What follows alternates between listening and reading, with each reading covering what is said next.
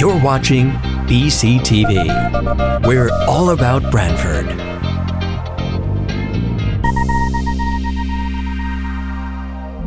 You're watching BCTV, Brantford Government Television, a service of Brantford Community Television. This program is brought to you in part through the support of the town of Brantford.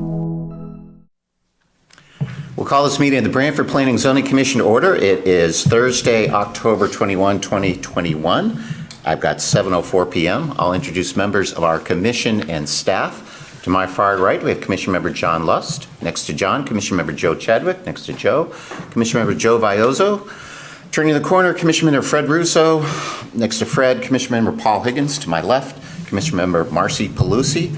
We may get Massimo Liguri in a little bit. Our staff this evening is our Town Planner Harry Smith and our Assistant Planner Evan Brining.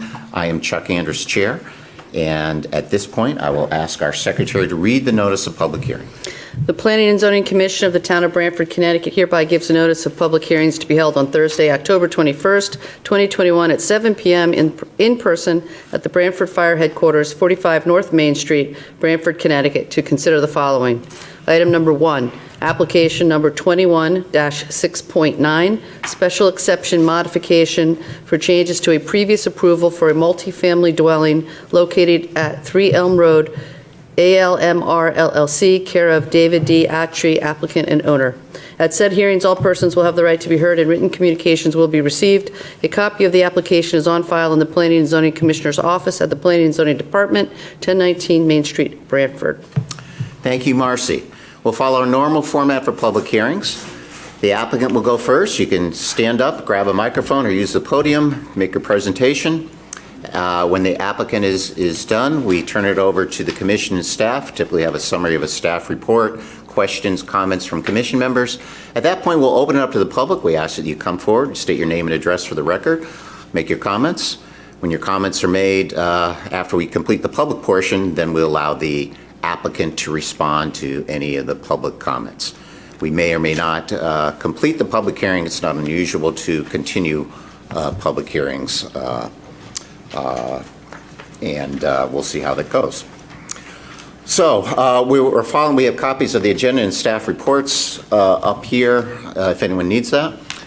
So going down our agenda, the first items number 1 and 2 are Nick Mangoda, applicant, John, Rachel, and Brazil, attorney Joseph Porto, owners, 54 and 60 North Main Street. This is a special exception for the car wash. And I understand that the applicant has requested that we continue this matter till our November 18th meeting. Is that correct, Harry? Yes, that's correct. Okay. So if you are here on that, that's the car wash application. We're just going to continue that to our November 18th meeting. So item number 3 is Robert Cavalaria, Pam Everett, 12 Sunrise Cove Camp, special exception and coastal site plan, demolition, rebuild a cottage. That's a public hearing that we opened at our September 2nd meeting. And we are going to continue that meeting to our November 4th. Is that correct, Harry? Yes, that's also correct. Okay, so if you're here on the Sunrise Cove one, we will be continuing that one as well. It brings us then to items number 4, 5, and 6.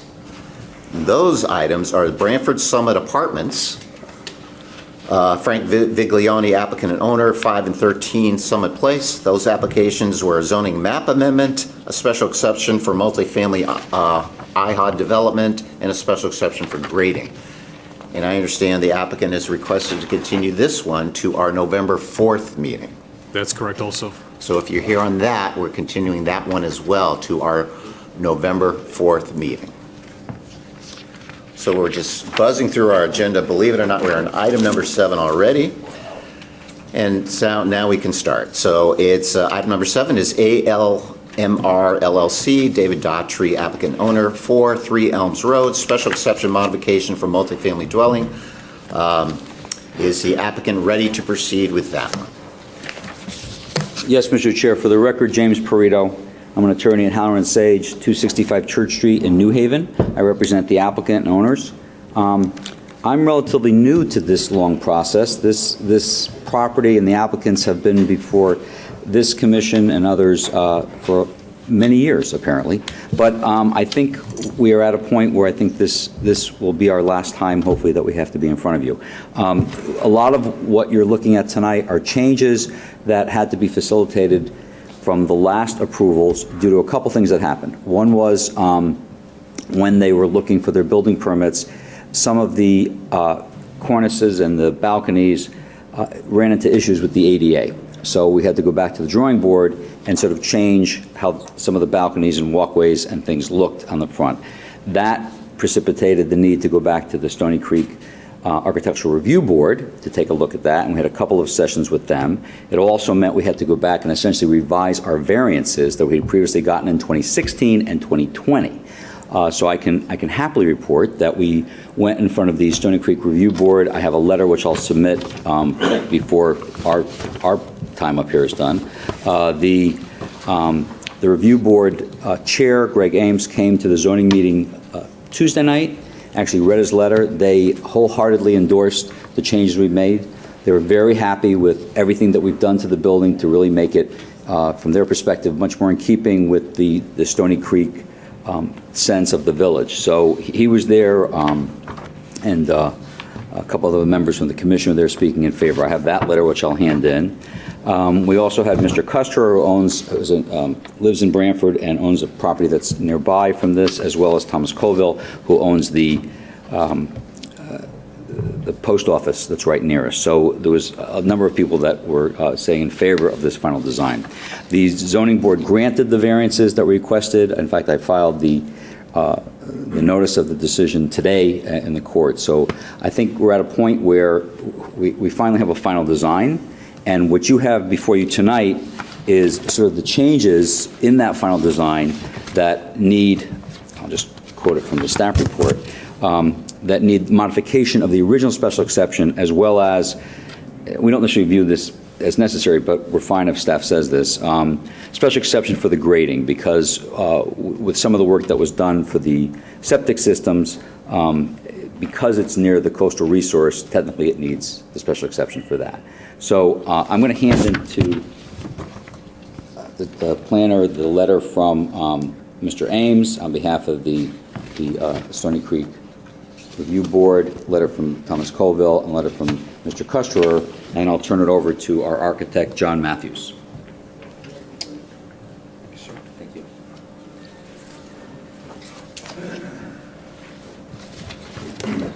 Yeah, John?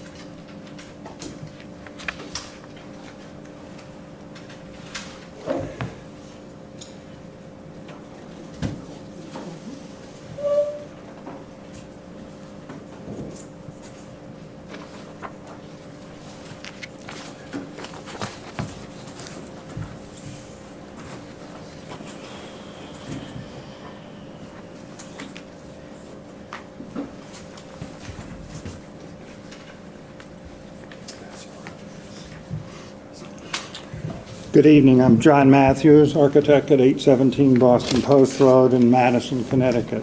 I wanted to really quickly go through some of the background of this project. When Mr. Diatri bought this in 2016, this is what the building looked like.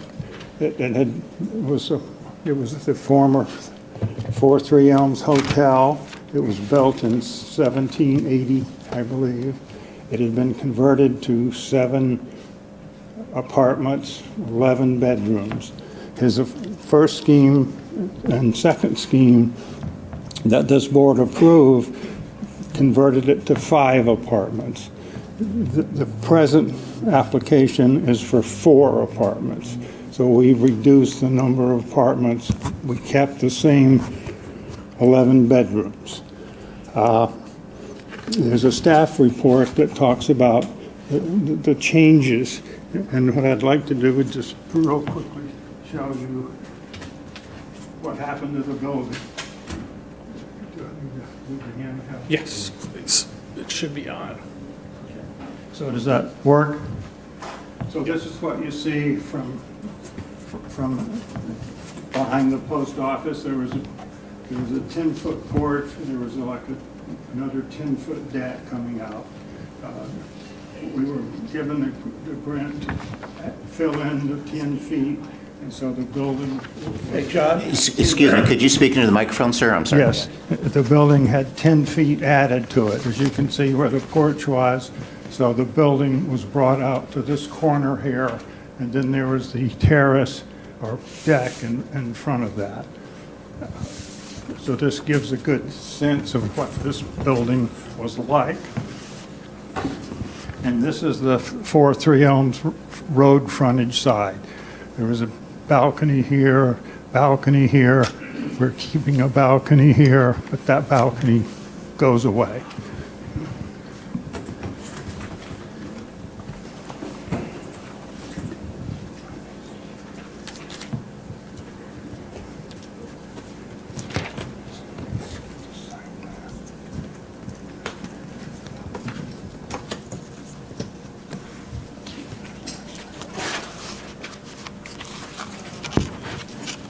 Sorry for the delay here. But it's John Cunningham's, but we can deal with that. So what happened in the reworking of the building is that there were originally approved balconies on the front, here, and here. And then the original one had balconies in the back that was approved. We removed those.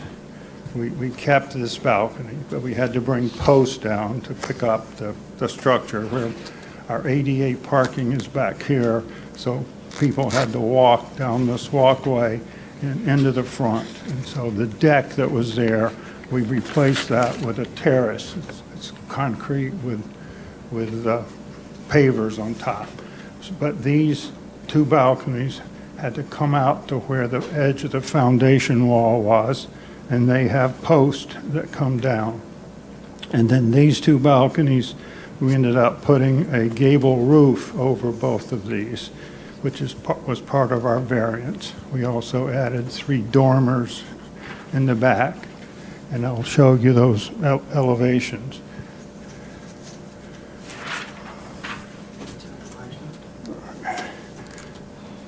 Where's this? I'm just going to show this one.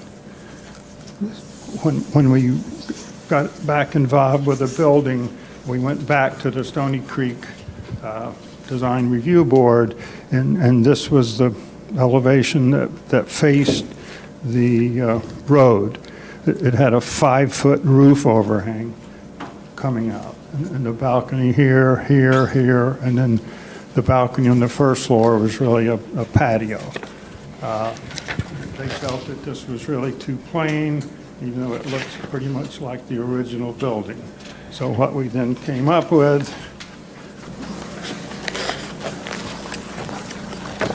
was these balconies got a gable roof here and here, which are much more in character. We added a cupola on top, and then on the back side, the east side, we added 3 dormers, again, to make the building more compatible and smaller residential scale. This dormer required a variance, and this roof required a variance because of the front yard setback. The building is only 7 feet from the property line, which is where it's been since 1760. We think this really is a much nicer building.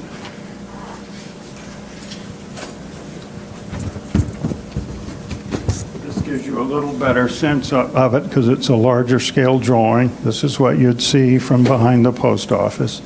These are the colors. This is the siding. This is the trim color. This dark green is the window trim, and this color is the doors. The 4 apartments are all entered from that terrace in front. So ADA comes up around the side in here. And then looking at our parking lot down, where's ours?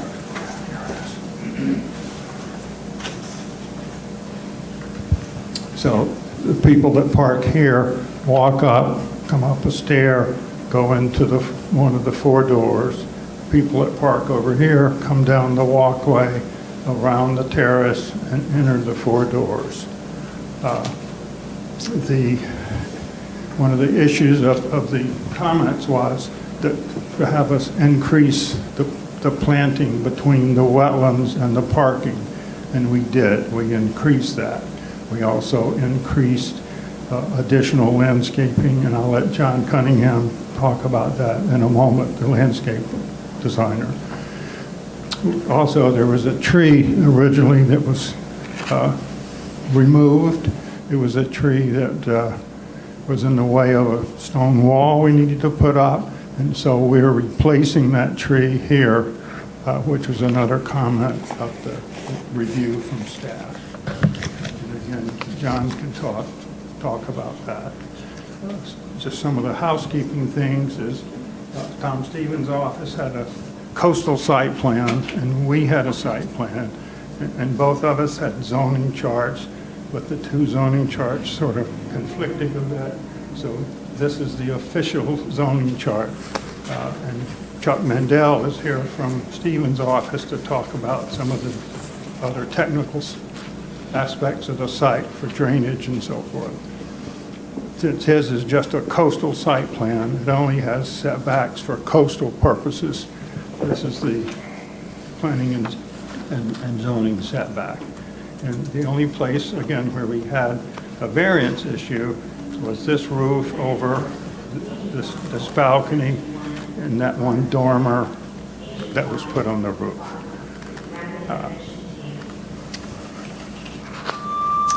Where's this other thing?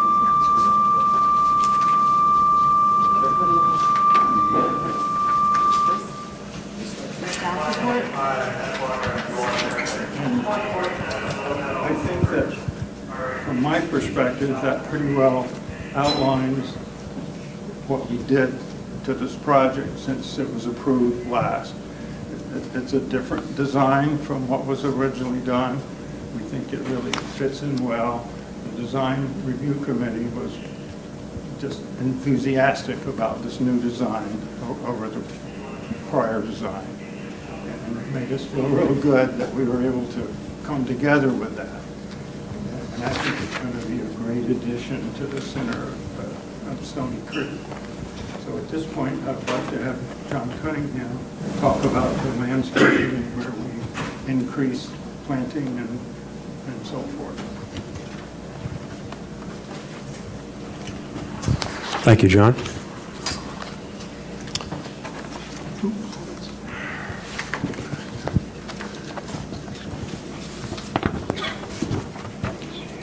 Good evening. My name is John Cunningham, owner of TEC Landscape Design Incorporated. I had a colored rendering to present to the board, but we made some minor changes since the last meeting, so I'll use this. This is the latest plan. I'll stand around this side and I'll use the marker. The perimeter of the property that we had talked about enlarging the planting down here at the parking lot is now 8 feet plus from the stone wall to the edge of the parking, okay? It's the same plant material that we presented at the last meeting. It's all listed on the plan. As we move around to the wetland buffer, we've now enlarged it to 15 feet. So this buffer where my marker is actually gets over to the neighbor's property on the other side. We were also asked to add more material on this side of the property, which we've done. You can see now the bed actually leads all the way back up to the road, as opposed to on my old plan, where it was really just lawn and stone wall. The tree that John had talked about, I tried to fit it in as best I could with the septic. It's in the largest area, so the root mass of the tree will be the furthest from the different lines. We spec'd out black gum. David told me tonight that he also likes hickory. Both native trees, both will take the area. In a big storm, I think black gum probably takes the salt spray a little bit better, but he's the client. If I can find him hickory, maybe we'll use the hickory instead. I looked through the letter that I received from the town. The plant material is all listed on the DEEP website. If you go there, you can see all the plant material that they want on this type of buffer to a wetland area. Okay, so my material, let's just say there might be 25 different varieties, trees, shrubs, ground cover. You don't have to use all 25 varieties, obviously. I picked varieties that I thought would both take the area the best, but also look the best to the people that were living in the building. The one additional plant I used was a low form of juniper. Plant material is supposed to be, at least for my office, in different levels. So the lawn area, which is at 0 elevation, then starts to move to a planting bed. That juniper or a ground cover would be the first plant that it would get to. And let's say that plant was maybe 12 to 14 inches tall. That would be the first buffer. The rest of the plant material going back from that edge would be taller. So the swing from the lawn area to the back of this area, this would be the tallest material along the back of the planting area. One additional plant that I did put on here was native daylily. When I did the additional work for David in the month of August, I went back down there to take a ride around Stony Creek and saw that there were a lot of native daylily. I like the native daylily is orange. It's the one that you see in all the areas. So I did add a lot of native or orange daylilies to the planting bed. That's one additional plant. I believe everything else on the planting plan is the same. As John mentioned, I don't remember if it's on the last plan, we did put a climbing form of hydrangea along the side of the building. Any questions? Not at this time, thank you. Okay, thank you. I'll turn the microphone over to Chuck Mendel from Tom Stevens' office.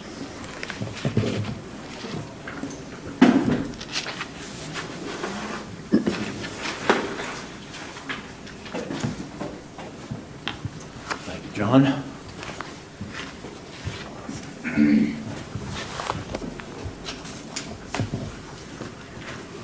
Good evening, Chuck Mandel, agent for the applicant, David Diatri.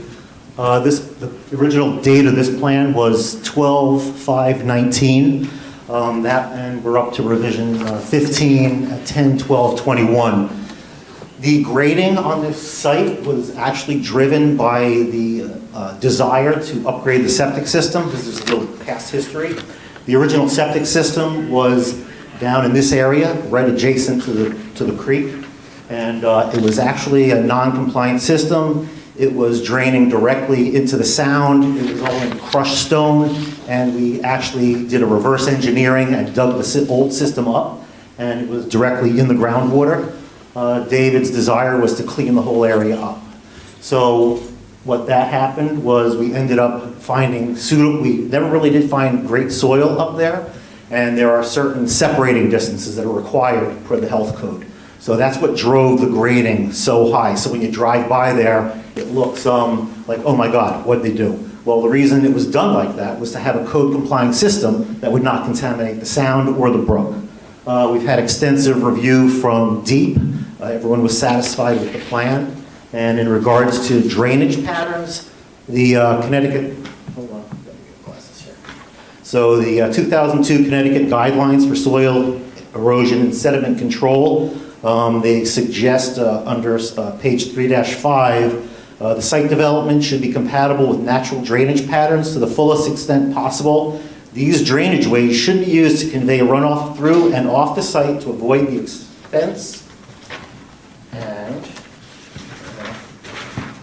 expense and problems of constructing an artificial drainage system.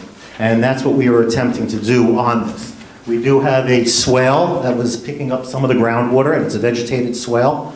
And this entire parking area is about 4 inches of crushed stone, so that in itself will act as retention of the 80% suspended solids on some of the site. We're not directing any of the drainage, but what we have here is one of the reasons why the drainage has changed. We did have approvals for this at one point. Due to the ADA handicap accessible, we did have to make minor modifications of the grading.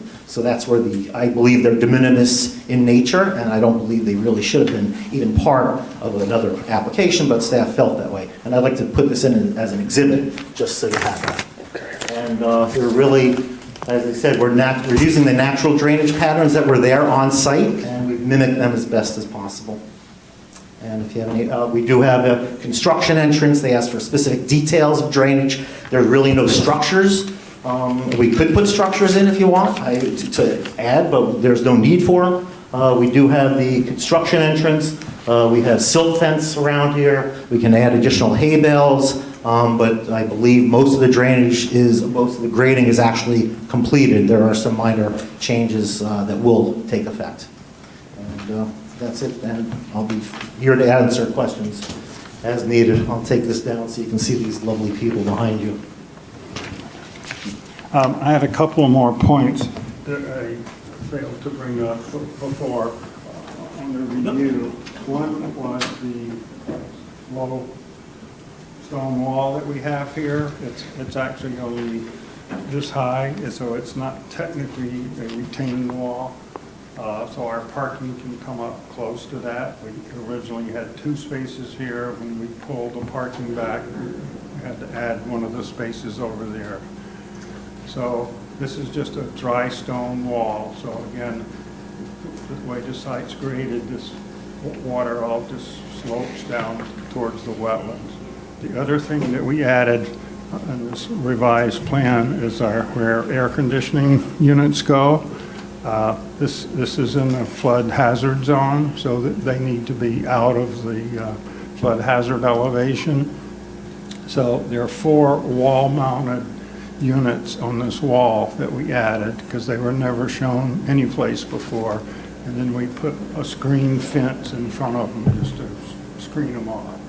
And then this part of the building has a storage for the tenants, but it has a mechanical room. This building is fully sprinklered, so our sprinkler system actually comes into that room as well as our water service. So there are 2 steps up to a little porch. You go into the fire room or you go into the storage. And that was added to the plan. I just wanted to be sure that got clarified.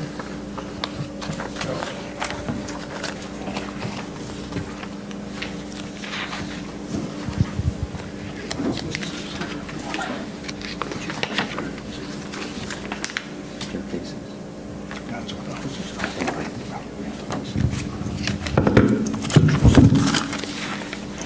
So that's, again, Jim Perito, that's our presentation. We'll be happy to answer any questions.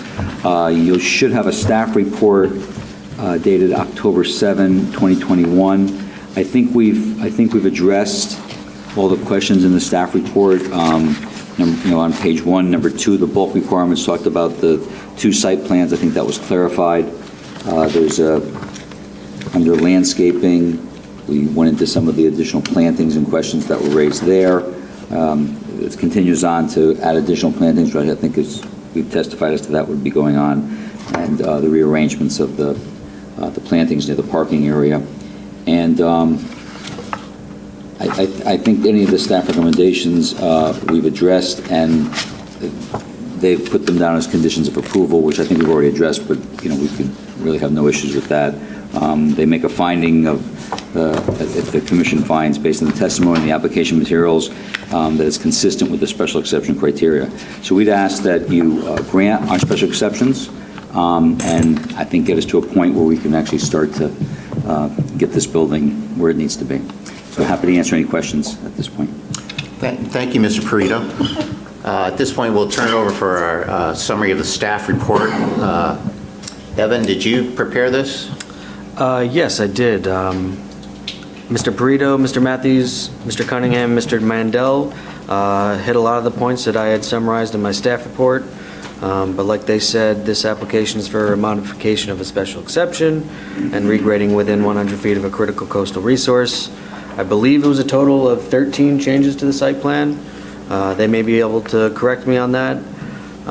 They do meet the bulk requirements of the R2 district following their granting of variances on Tuesday night. They have marked the 13-inch Norway maple that was removed, that was marked to remain on the site plan, that was last approved by you guys. I think once they choose the species and the type of tree, they can bring that back to us. That is a condition of approval that has to be approved by the town planner. They did hit upon the side and rear landscaping requirements that I mentioned and added it to the site plan, but again, that would have to be approved by the town planner as part of the conditions of our approval.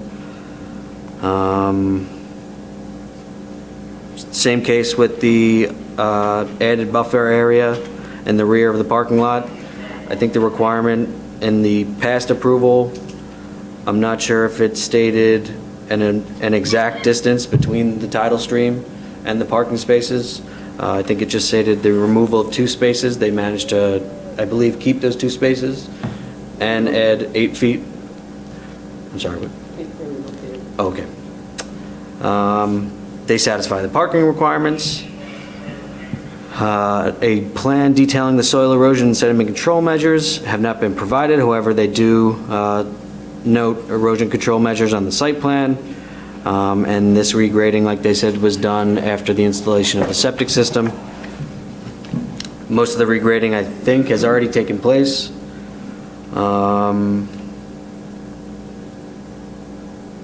Concerning the retaining walls, we would like more details concerning the drainage. I think Mr. Mandel had summarized that for us, but we would like some more details submitted for the town planner to approve. I'm not sure if you guys spoke about the height of the retaining wall at its highest point. I spoke about that, and it's listed on our plan as 2.75 feet maximum height. Anyway, here is the 3 plans that did these recent changes from your... Excellent. Okay. Do we have those yet? Or are those brand new? Brand Brand new, I okay. believe there's a number of plans that they're submitting tonight. Okay. Based on the application materials presented, it appears that the application satisfies most of the special exception requirements. They received approval from the Stony Creek Architectural Review Board on August 25th. And one last item, staff would like the applicant to clarify how many staircases are located on that rear addition. I saw on one of the plans, I believe it was the life safety plan, that there was 2 staircases, but on the floor plans and on the 2 other site plans, there was only 1. I believe that's the only outstanding item from my staff report. And staff recommends 2 conditions, the first of which is all the conditions of the previous approvals will remain in full effect. And then finally, some revisions to the site plans, which I just reviewed, but if you'd like me to state them again, I can do that now. Thanks, Evan. Just a question. I thought I heard a reference to a coastal site plan at some point. Is this property within the coastal boundary area, and do they need a coastal site plan revision of their coastal site plan approval as well? They did receive a coastal site plan, but I think the changes in today's application are minor enough that they were exempt from. Okay, so the existing approved coastal site plan, they're not changing anything in that so that they don't need to come back for a revision? I think this plan is less restrictive, so they pulled back, so it's approved. Okay. They did add buffer space, but I think Section 5 lists the exemptions as if the changes are minor enough in nature. Okay. They wouldn't require an additional Great. site plan. Excellent, thanks. Questions from commission members? Just one question, just a clarification. What were the ADA changes that were made to the plan?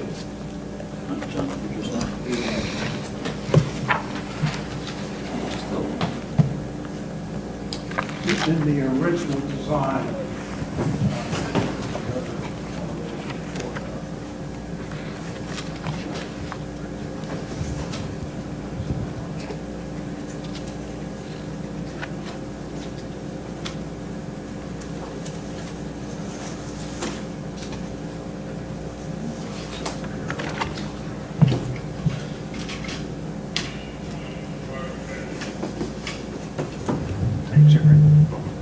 in the original design that was approved back in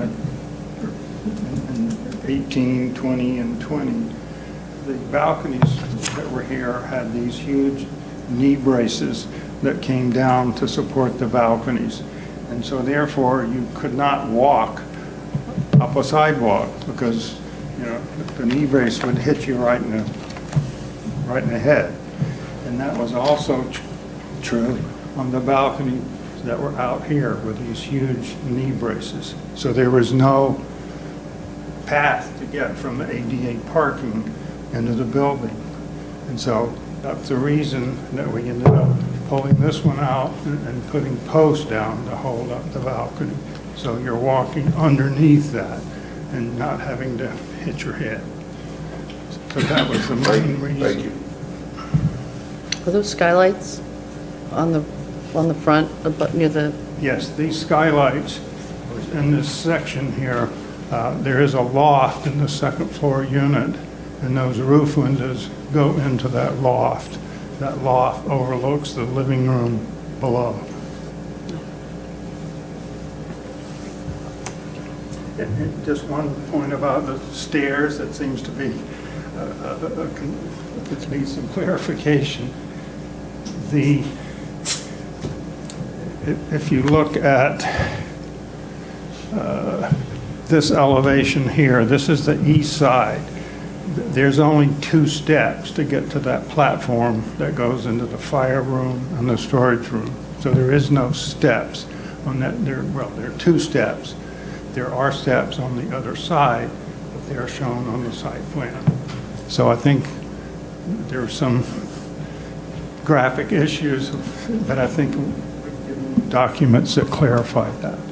So there is no staircase on the eastern side? Correct. Well, there's 2 steps.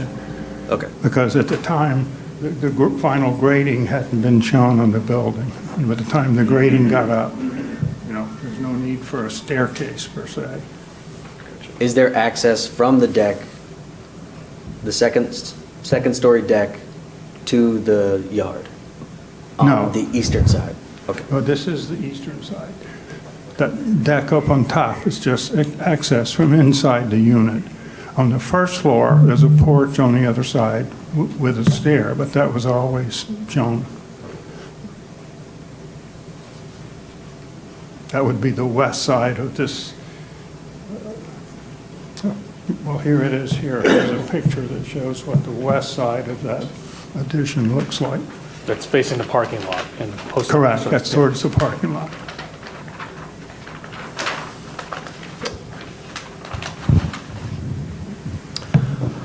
Other questions, comments from commission members or staff?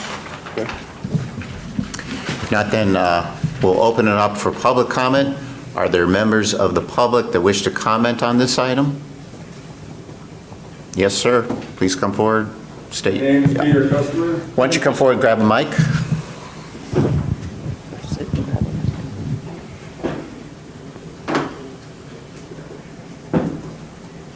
I believe you already.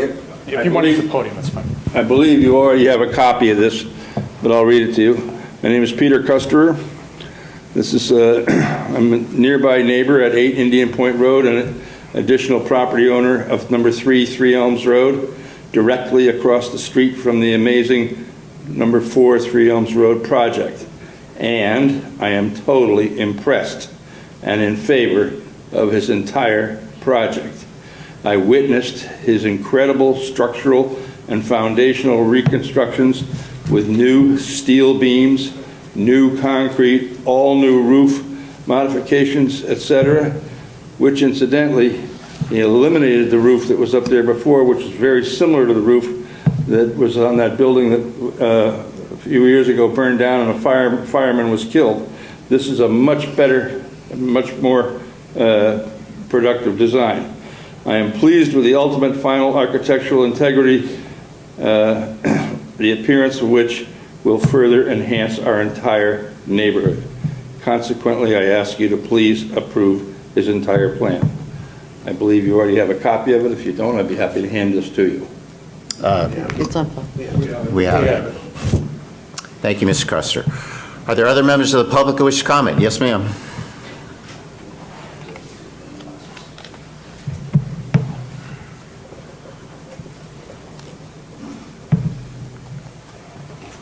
Good evening. I'm Barbara Chesler. I live at 8 Three Elms Road, adjacent to this property.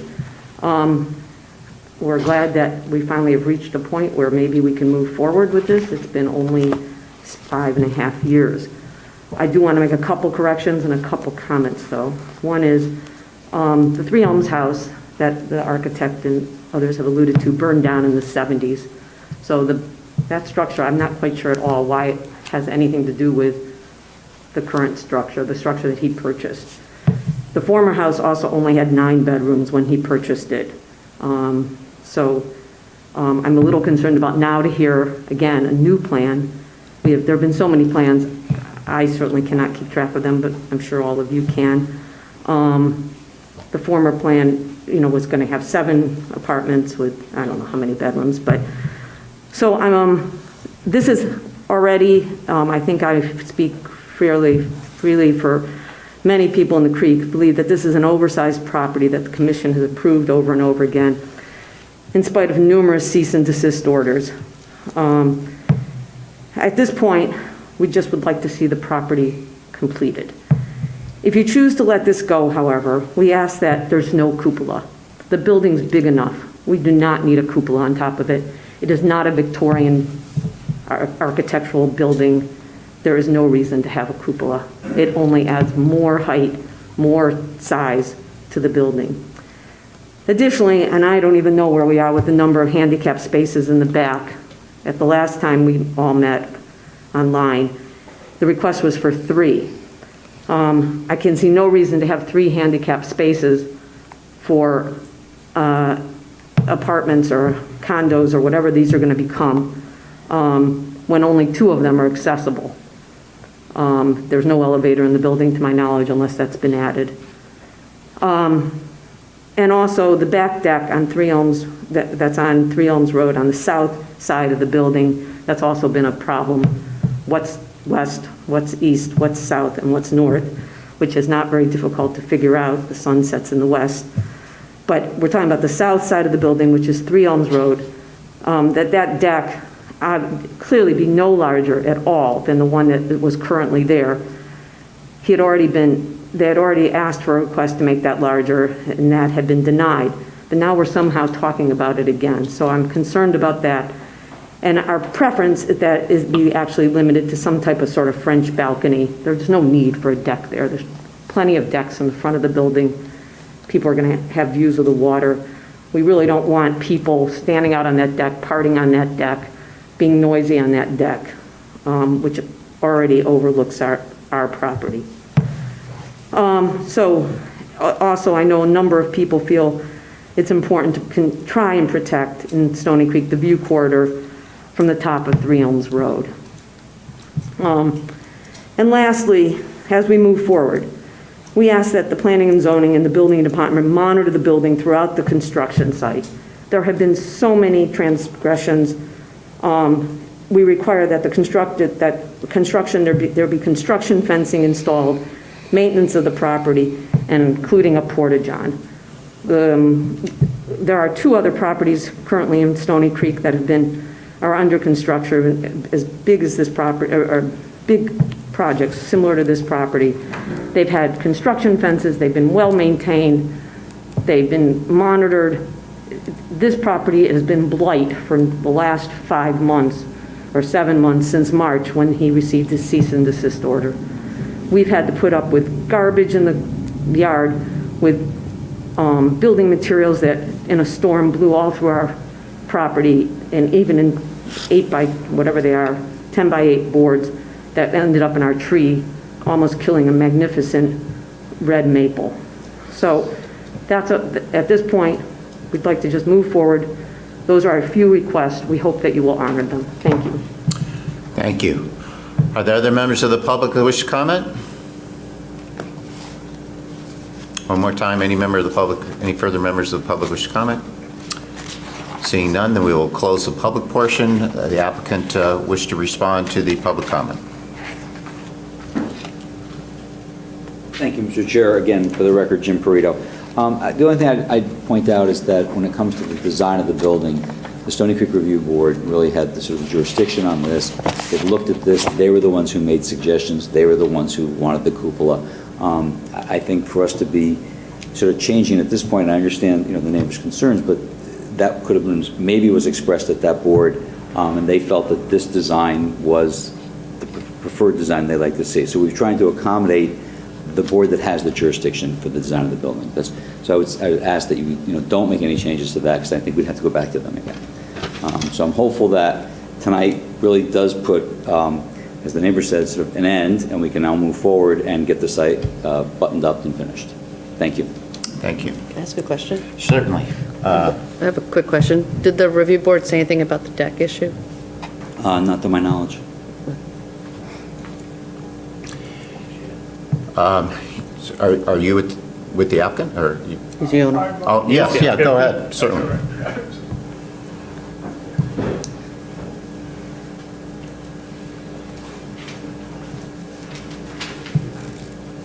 I'd just like to clarify a couple of things. The building was built in 1870. There was a fire in 1979. The basic understructure of the building was posted beam, chestnut, pegged, dating all the way back to 1840. There was an 1840 building there and an 1870 building. So the location of the building has nothing to do with the rebuild in 1979. The verbal cease and desist was issued when we changed from 5 units to 4 units. We talked to planning and zoning. They said that would be quite all right. What we didn't realize is in order to continue, we then had to go on new plans to shrink the number of units inside. And the building official said, please stop. He said, stop everything. Don't even put the windows in. Don't put the siding on. Just stop working. Therefore, this hiatus of 6 or 7 or 8 months was that was because we wanted to do it. We kept on asking to close the building up, but they said, you really can't until you have a new set of plans approved. And we understood, so we did that. So I just want to say that some of the issues that were raised are really not accurate. There were not numerous cease and desists. There was only one verbal. The building does date down to 1840 or 1870, and we have tried very, very hard to accommodate all the comments and the needs of the neighbors, but it appears we cannot make everybody happy. Thank you, Mr. Daughtry. Any further questions, comments from commission members or staff? Marcy? So given the age of the building, it's not in a specific historic district, or did the architecture seek to reflect any of the age of the building as far as the look? Did that make sense? This is an architectural question. Yeah.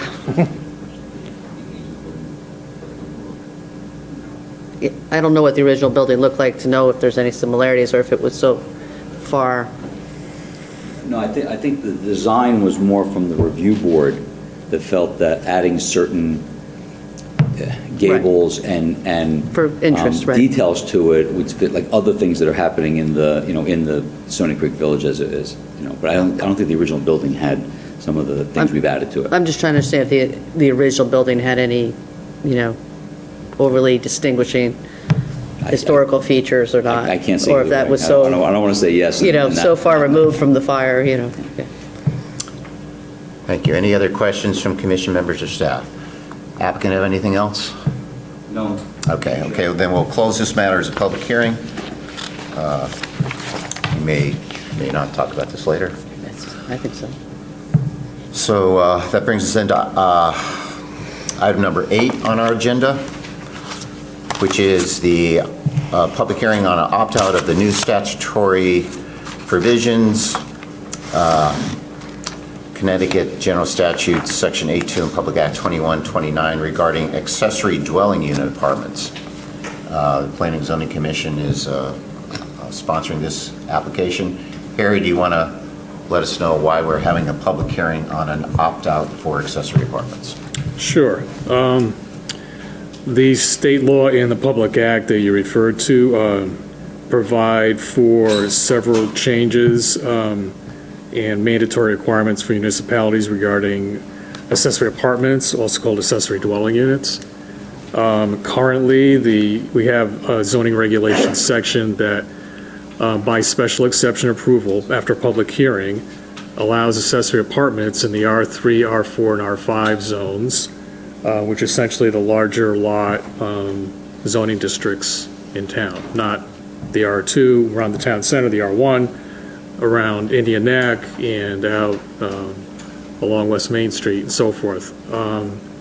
One of them is allowed per lot. It could be in a house, it could be an accessory building such as a garage, so it could be a unit over a garage. Has to be owner occupied, so one of the units has to be occupied by the owner of the property. There are design requirements generally. The lot needs to be able to host required parking on it of sufficient size for that. You need at least 3 off-street parking spaces for both the single-family home and the accessory apartment.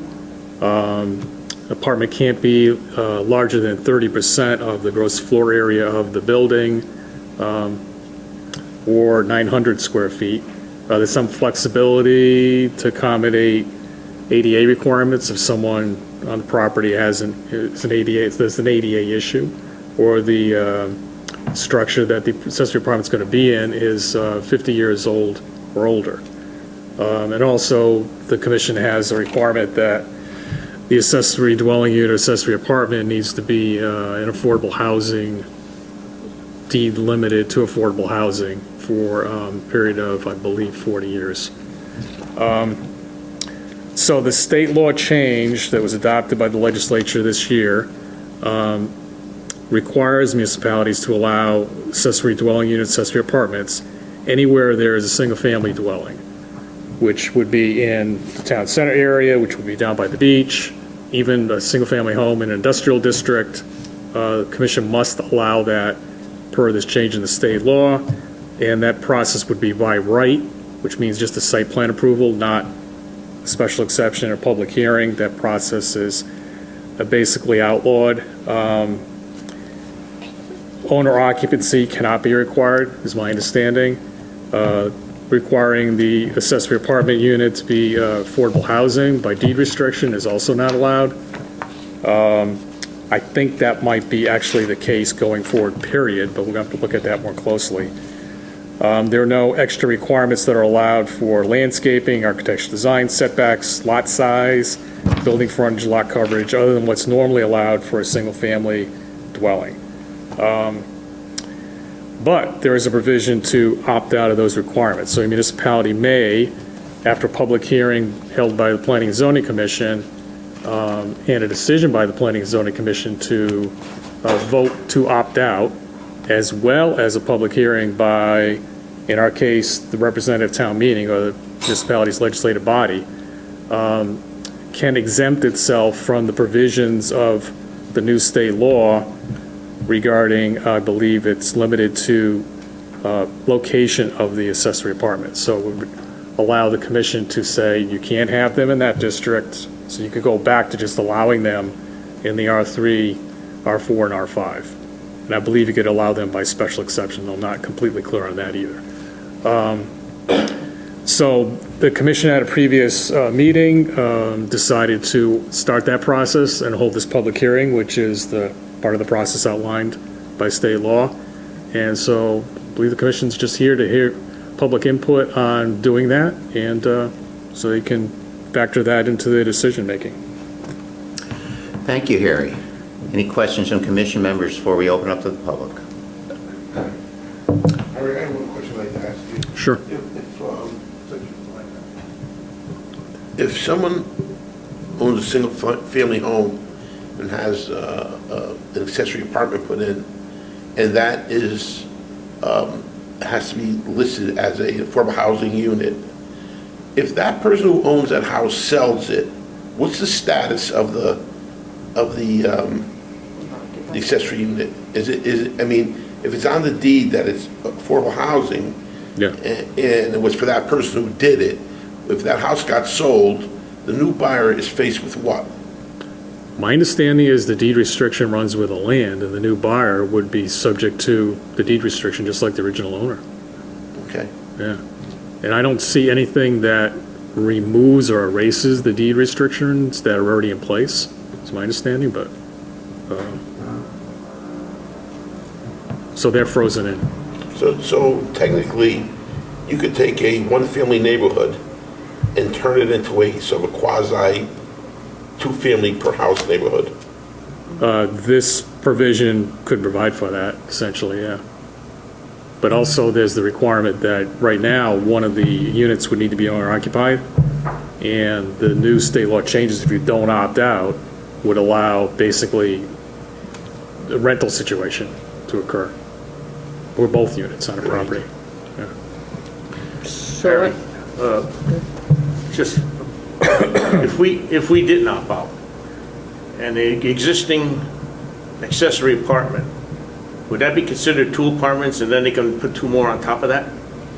I mean, it's crazy, but I mean, another apartment, accessory apartment No. over that accessory? No, I think it only applies to single-family homes, so if it's something already with an accessory apartment, I don't think you can, that's it, you've had that one already there. I mean, it's don't think it'll allow hypothetical, and it's, yeah, I mean, I'm just saying, but, you know, hopefully, we don't have to, we get through this Yeah. situation. I have a question. So, Harry, I have a question. With the new law, you have the right to build an accessory apartment. And you no longer have to have any relationship with the tenant, basically. It doesn't, like we do now for, I think, at least 3 of our zoning districts, right? Yeah, I don't think it's a relationship to the tenant. In other words, you can't require that it's just your grandmother or family. Right. Yeah, we don't do that now. We don't do Right, that we now. just say it has to be owner occupied. so it could be 2 renters, unrelated. Yeah, Yeah. but So that right now would you be- do, but you that do would be allow the- for the unit to be occupied by a member of a family, but once you rent it, it has to be an affordable housing unit. Okay. So it can be an in-law apartment without a, a rental No, situation. I needed that, that's a good clarification. And the other part is this true for all R1 through R5 districts on the, if we don't opt out? Even beyond that, so it'd be single families anywhere in any district, is the way I understand it. Even if it's a Business non-conforming or- use in an industrial Yeah, zone or like- commercial zone. Feeling is that's going to create some chaos, I think. So I have a question. So say you don't opt out and you have an as of right, are they still required to come in under the site plan review Yes, they process? are. And then what latitude do we have to approve or deny under the site plan as compared to the special exception?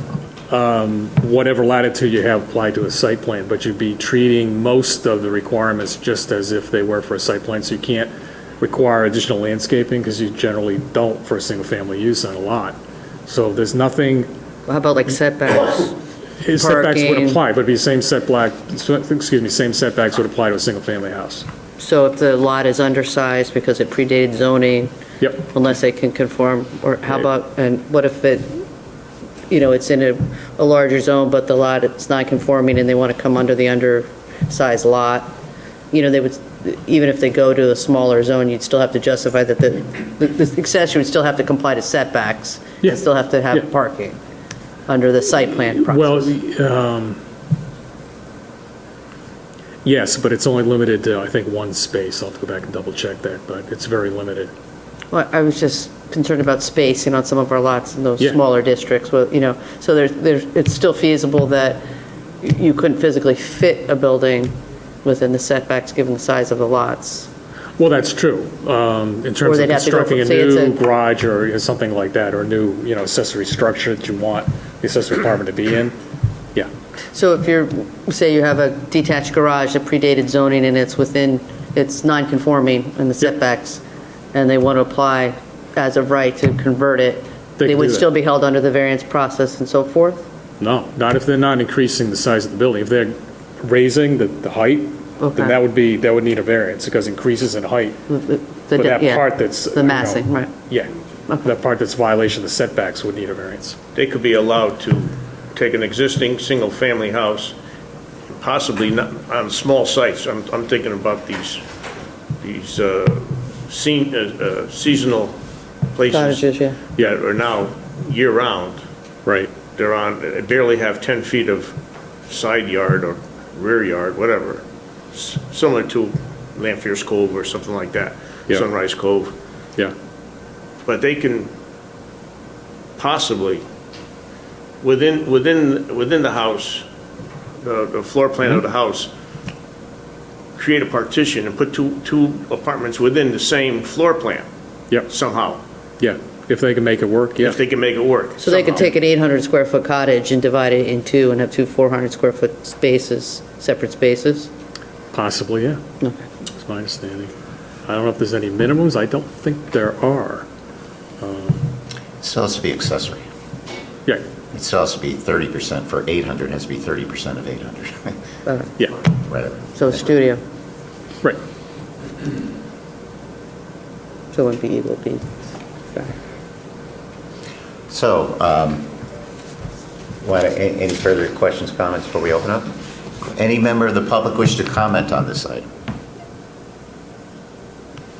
One more time, any members of the public wish to comment? We did receive a communication, and I received this not directly myself, from an individual named Jared Kuklis, and he's an organizer with Desegregate Connecticut. And I sent this to all the commissioners, and I believe you all have a paper copy of this, so we've entered that into the record here. Okay, and in terms of the process, I think we have to hold a public hearing, which we're doing tonight. Right. And then presumably make a resolution, say we choose to opt out of the mandatory accessory apartment provisions. But then it also has to be approved by the RTM? That's correct. Correct, yeah. Okay. And we have until January 1st, 2023, when our regulations would become essentially overruled by state law. Okay. So sometime. Okay, any further comments with respect to this public hearing? Okay, we'll close this public hearing on item number 8. That brings us into item number 9, which is Syed Sami, applicant, Oil Barons, Inc., owner. This is 49 Leeds Island Road, special exception modification to expand a convenience store. Is the applicant ready to proceed on that?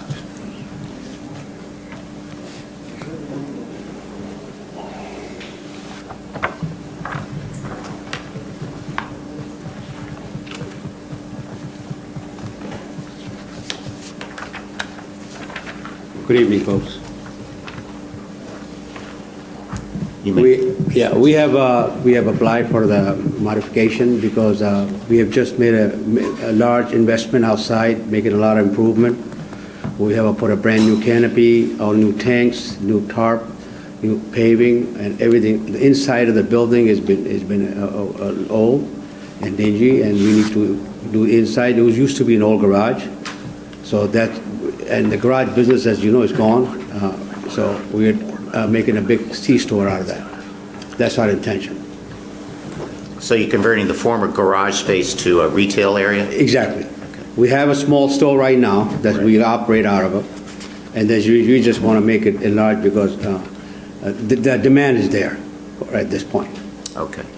Thank you. Anything else before we turn it over to our staff to summarize? Well, if we have any question, my contractor is here, we can answer it. Great. Okay, thank you.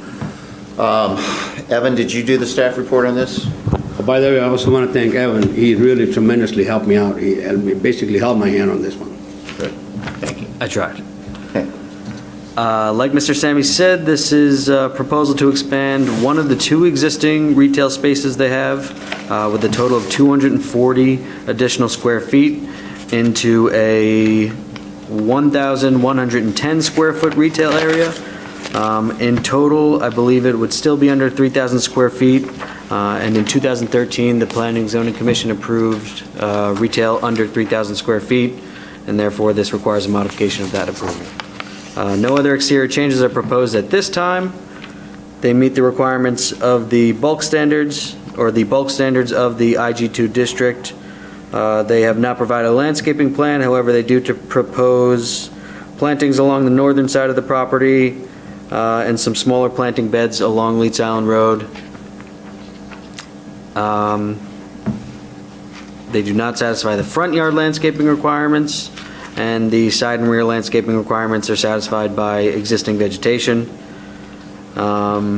They satisfy the off-street parking requirements, and they have provided a lighting plan, which can be found on sheet E100, 101, and 102. I believe we circulated that to you guys. Sheet 101 shows a single light feature in the rear parking area that is over the illuminance level requirement. This specific light is also, I believe, causing some light trespass onto the neighboring properties. I've spoken to Mr. Sammy about this light.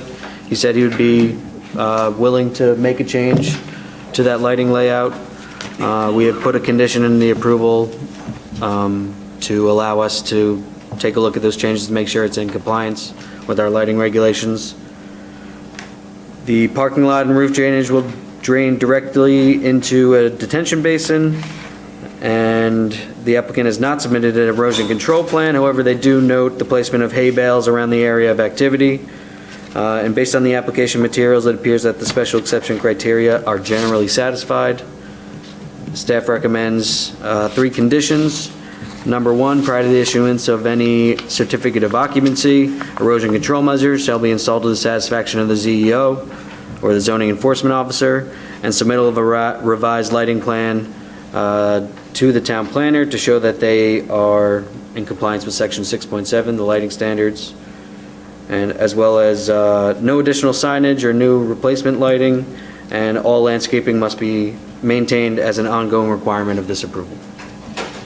Thank you, Evan. Questions for Evan before we open up to the public? Do you know what the dimensions are for the driveway, entries and exits? And I know I kind of know the area that they're quite wide. I don't know if there's any. Do you believe they? From the state to have them be, for this. I believe they'd meet our standards, and I guess DOT would. I don't think so, because I don't think they're creating any new curb cuts, and I believe they did lose some land in recent history, so I would assume that DOT had examined them at that point. But I believe also our standards is only a minimum distance for the curb cuts, or the width of the curb cuts. No, just many gas stations get, they open it up. Sure. And, a lot of times they're having to be closed down. I mean, the improvements are great, don't get me wrong, but I was just concerned about that from traffic flow. I don't have an answer right now. Okay. Yeah, the island's really within the right-of-way, and I think... And there's no plantings proposed on that front island, either low or otherwise. I mean, I know they want the building to be visible. Yeah, my understanding is it was some landscaping in there, and I'm defer to the applicant, but I believe some of that land, as Evan noted, the state right-of-way was widened this location at some point in the past, I don't know, 15, 20 years ago. I don't know if you know. No, I don't know that. But that's my understanding. I was told that there was more width. I believe there's a landscape island in front that sort of cut back. It's like 2 feet or something. Yeah, there's not much left, right. Yeah, that was a single lane at one time, then they made it 4 lanes, 2 on each side. Widened it out, yeah. Yeah, they widened it out. Yeah. So your improvements are within the building structure? Absolutely. You're not enlarging the building, you're just taking the interior bays and just converting it into some kind of a convenience store? No, he is adding additional 240 square feet. He's adding more. I think it's about 8 feet by 30 feet. We're adding it, to the north side. extending it outside. To the north side? Yeah, Not on the highway side, on the other side. On the north side? Yes, sir. Is that where the diesel pump is for the trucks? Yes, sir. Yes. It is. Yep. You're still doing that, right? Yes, sir. There's a large distance between both buildings. There's a lot of space in there. And the propane on the other side is still there? No, we don't have that anymore. You don't have propane any longer? No. Okay. You know that place very well. It is on the plan, just so you know. There's no architecturals for the addition? It's on the plan. Well, no building facade, like elevations. No, it's the buildings exist. Exists. All we're doing is just adding on, we're keeping the same height. you Right, know? I just didn't know if what was happening with the roof, or if there was any fenestration. Everything's doors. gonna be the same, it's just,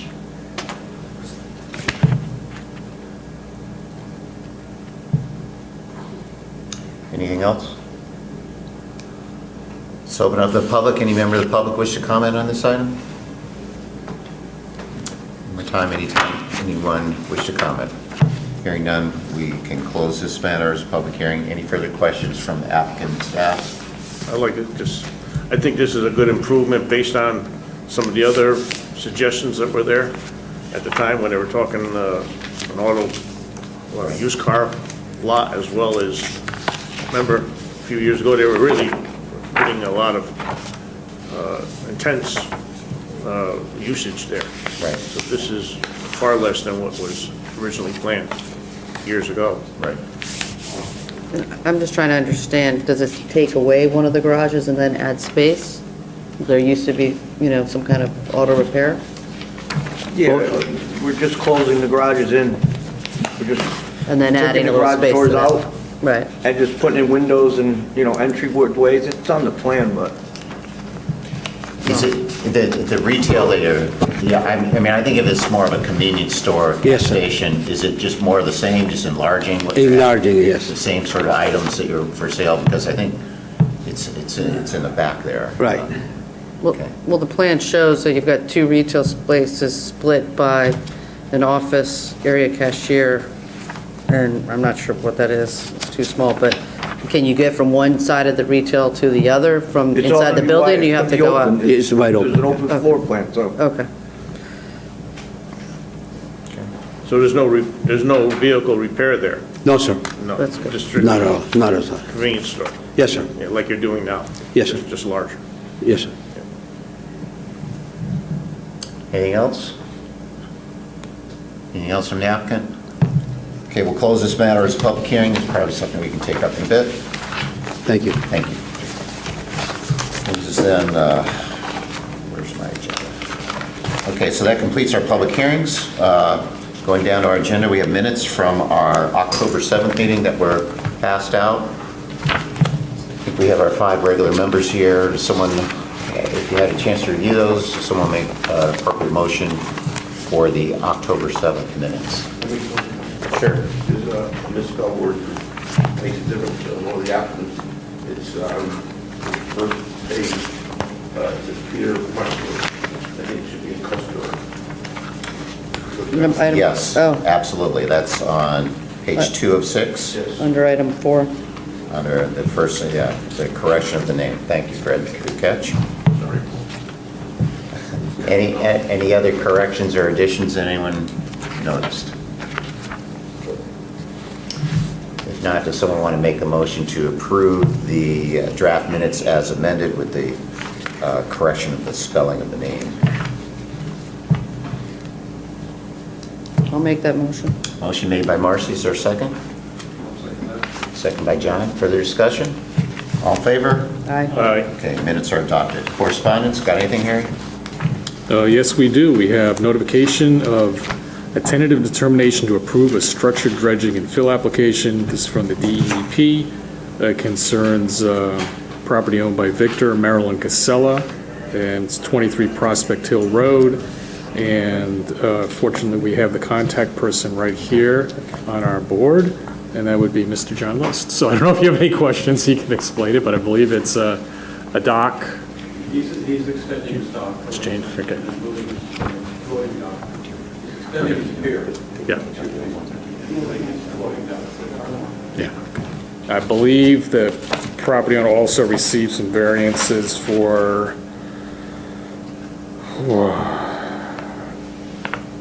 reconstruction of a structure on the property and so forth. This is back in January of this year. So they're doing some other work on the property, but that's covered. That's it. Okay, thank you, Harry. So let's, maybe we can take up the public hearing items that we have reviewed. Turning back then to item number 7, which is ALMR 4-3 Elms Road, the special exception modification that we just had the public hearing on. And just trying to grab that. I think we heard some public comments requested to delete the cupola, to reduce the handicaps by 1, and modify the deck, and to monitor during the construction. And the applicant's response to that is that the design changes were approved, I think, by the Stony Creek Architectural Review Board. So his suggestion is we don't want to do that. That was the public comment. And then monitoring during construction, it's not a problem, I would think. But, so other than that, I don't think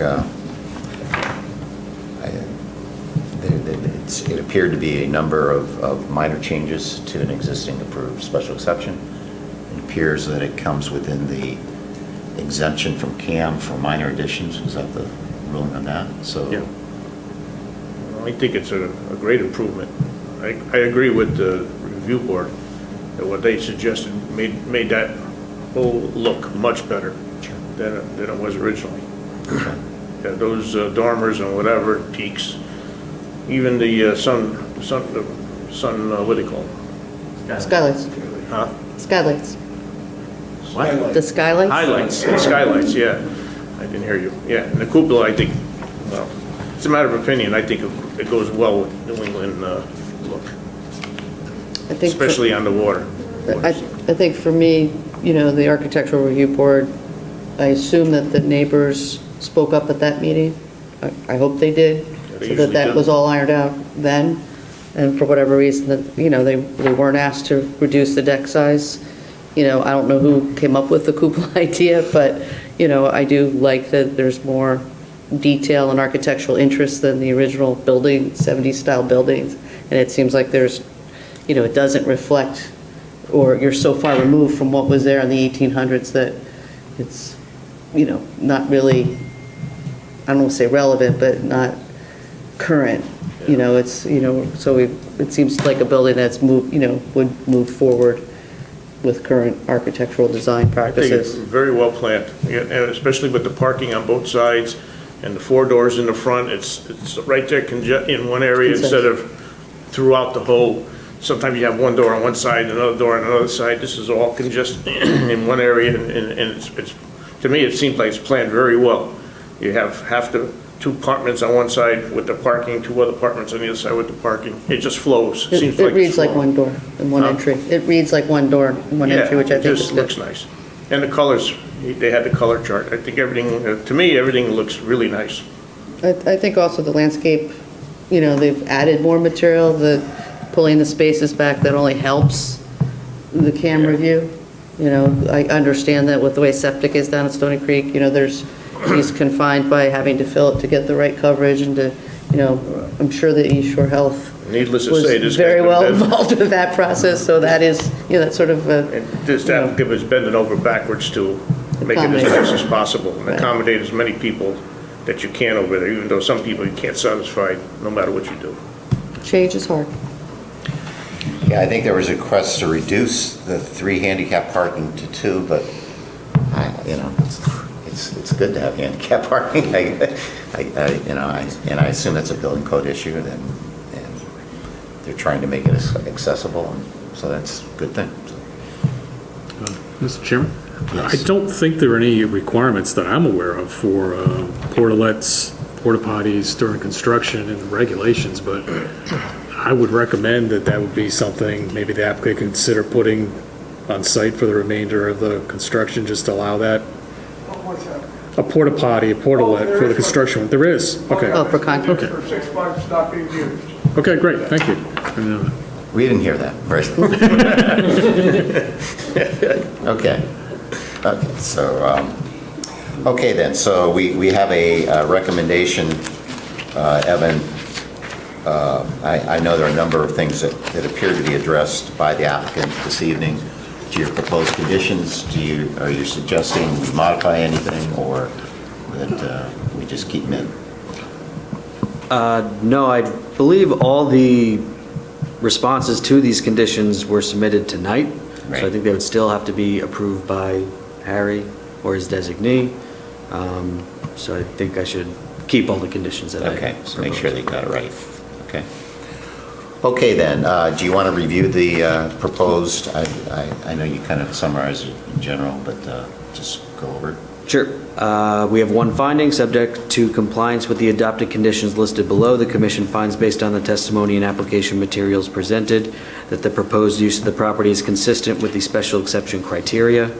Condition number 1, all conditions of the previous March 2nd, 2020 and October 28th, 2021 special exception approval shall remain in full force and effect as they may still apply. Our second condition, prior to the issuance of a zoning permit or zoning authorization for the issuance of a building permit, the applicant shall make the following revisions to the site plan, subject to the approval of the town planner or his designee or the Planning and Zoning Commission.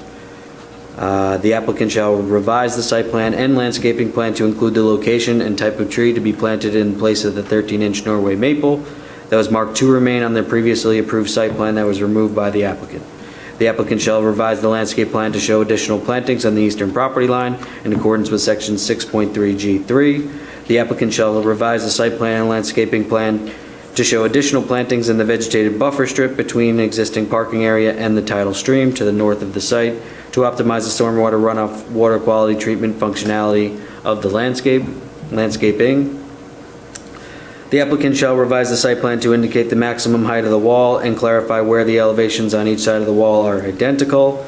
The applicant shall revise the site plan to demonstrate that the drainage at the base of the wall, including flow from weep holes, shall be properly managed and not allowed to flow onto adjacent properties. And finally, the applicant shall revise the site plan to revise the life safety plan to be in accordance with one another, specifically whether there is proposed to be a second staircase on the rear addition. Okay, thank you. Someone want to make a motion to approve this application with the findings and conditions that Evan just read? Okay, who's up? John's recused. Yeah, I would believe, Mr. Higgins, it's you. Paul, you're up. Yeah, but were you, probably Fred will have to be you because I don't think you were the only one who was present for the. I wasn't here for the. You weren't here for the hearing. It should be Fred, I think. Yeah. Okay, Fred? Okay. Okay, so. I'll make that motion as Marcy makes a presented. motion to approve the application with the findings and conditions. Is there a second? Second. Second by Joe. Any further discussion? All in favor? Aye. Aye. Okay. Application's approved. Thank you very much. Brings us then to our public hearing number 9. 8 for opt-out? Oh, the opt-out. Do we want to, our opt-out. Do we need a staff report or a report on that first? I don't think you need a report. My understanding is you just need a simple motion to I think so. take a vote. I mean, you could digest the information you received. You did receive a letter. It's up to you when you want to do that. Okay. Try to keep the motion going, the momentum going. The Yeah, sooner the better. The public comment, the written comment that we received, it basically just says they're good things, but it wasn't, and it acknowledged that we allow accessory apartments in most of town, which we do. Right. We allow it in the R3, R4, and R5. If you look geographically, the territory covered by those zones is probably 90% of the residentially zoned area, because the R1 and R2, they're the smaller zones. Not only are there smaller zones, but there's not a whole lot of territory to zone them. I mean, there's some decent amount of R1 in different areas, but other stuff, it's pretty small. So most of the town, you can't actually do this. You know, I think that what I heard tonight was that the site plan process will give us some latitude if we didn't opt out, but I do like that that we're determining what the regulation should be, and I would like to consider, you know, the affordability component once the separate commission comes up with the affordable plan. So I feel like that, you know, that's going to inform our decision. So, you know, I think we're perfectly capable of amending, you know, the regulation to be, you know, less stringent if that's appropriate with the affordable housing plan, or, you know, or what have you, you know, because I don't necessarily oppose the intent to put an accessory apartment in a say an R1. I just would want to know that it would have enough space and you know, fit and be appropriate, which I wouldn't want to give up that control. Right, so possibly amend our existing regulations to maybe include Right. the R1, but that's something to think about. But I agree that opting out is preferable. If we don't opt out, then they must be allowed in every place where there's a single-family dwelling, which includes the very small, remember, the R2, there are R2 zone property, it's 4,000 square feet, lots, the tiny lots, you could have an accessory. Also, I do like the public hearing process. These are as of right. The benefit of the public hearing, as I think I've mentioned, is that, you got to tell your neighbors. so That's right. And if you maybe need some screening or something like that, then, it's a chance to kind of work it out. And It's site-specific. I think that's a good thing. And the reality is, I can't think of any accessory apartment that we've denied. I mean, it's not like making it subject to special exception means that we're turning things down. No, we're just overlooking everything, make sure they have the parking, Right. they have everything the way it should be. Right, and allowing the neighbors to come. And allow her to name, yeah. And the theory is that I bought this house, it's a single-family zone, and you're converting it to a duplex. I mean, that's the, potential opposition, but it's never come up because they are accessory. So I think, and we have that, we've had it in our regulations since the 90s. Remember when Shirley Rasmussen originally proposed this thing? Right. So It's in anyway. the deed. It's in the deed. It's not like it's considered a two-family house. It's in the deed as an accessory and Right, with and rules. it is small. I mean, it's small, got to be 30% or 900 square feet. So, And the state doesn't require that size? the state says 30% or 1,000. So, I mean, that's just the about only, the state stuff is, I mean, those are the two big things, the public hearing and the everywhere. But other than that, it's pretty similar to what we have. I don't know if the state said Not that deed you- restricted. I don't know if the state said that you couldn't do, the state, I think we may lose the deed restriction, the affordable stuff. I like that because it gives us credit. I think, frankly, most of them use it for an elderly relative. That's what I said, oh, grandma needs a place. And they aren't renting it anyway, but we still get the credit for the, so. Well, or but- disabled adult children, or, Right. Yeah, so, there's but, a host of reasons. so, But I am bothered by the state's, just because, we have tons of market rate apartments that would fit the affordable criteria, and they're Right. not They don't counted by count. the state. No. And I believe this was done to increase, diversity, which is fine, but I think we're already pretty diverse in terms of our housing stock Right. and what we offer. So, I don't mind, parting from the state's mandates and doing our own thing. yeah, what this does, as I understand it, on the affordability says you can't put a deed restriction as affordable. That said, if you approve it, we take it out of the denominator when they do the entire housing unit, when we do the calculation. So you don't be penalized for it. In other words, that was, you would be, when they do the 10%, or the things you're looking for are either a 10% of these units that are CHAFA approved, deed restricted, or assisted housing, and basically government subsidized housing. That's basically what it is. And so if you prove just market rate housing, it makes your 10% goes lower because, it's the numerator and the denominator, but they say take it out of the denominator so it doesn't penalize you. That's what they did. You can't make it affordable, but we're not going to penalize you. So, we'll see. I think that's mandatory, so that we will probably lose that, but we'll see. I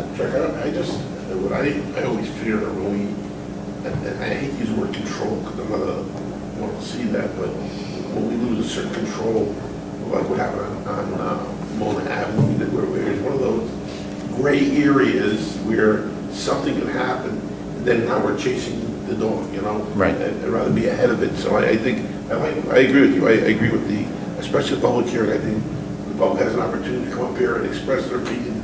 I think it sometimes is a way of molding the whole issue, not only for that one particular case, but in general for the town. It's just not, it's a free fall. Right. It forces the neighborhood to come together, Yeah, it does, one way or the other. whether it's positive or negative, but Yeah. it's still good and Yep. productive.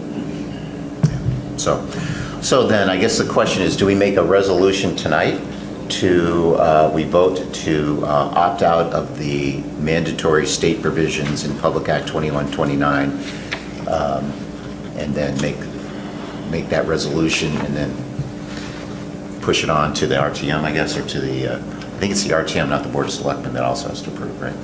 Yes. Okay. So you want to go ahead and do that? That's probably the best thing to do. Okay, good.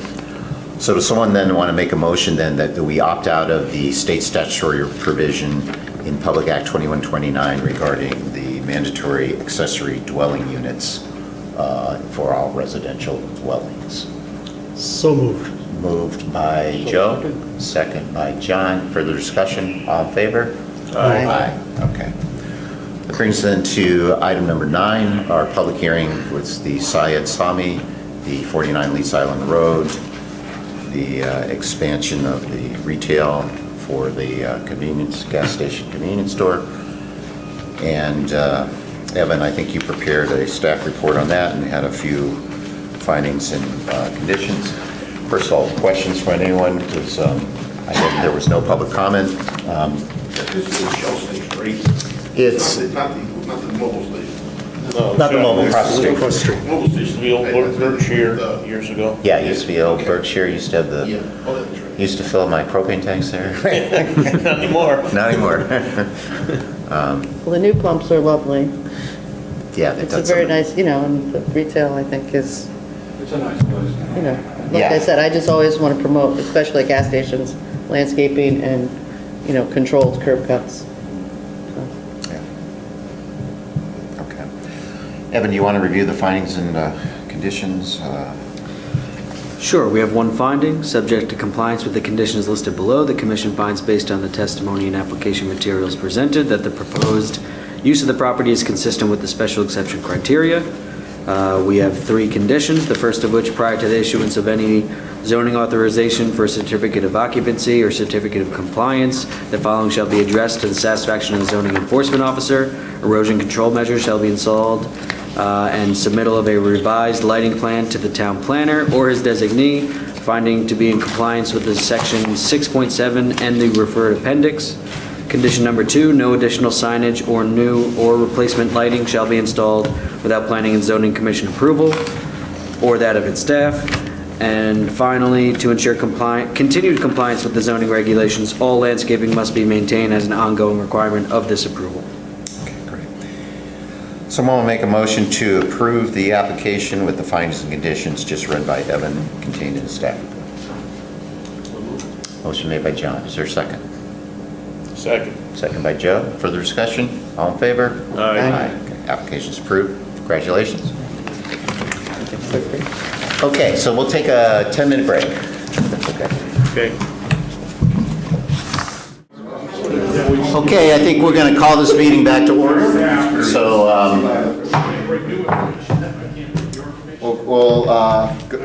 we're now at old business. And item number 1 of the old business,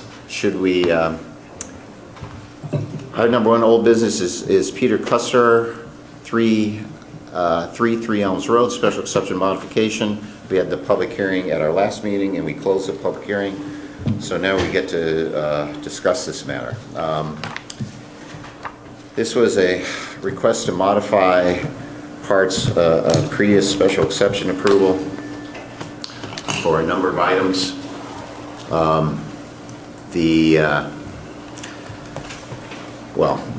There are a number of specific things that were asked to be revised.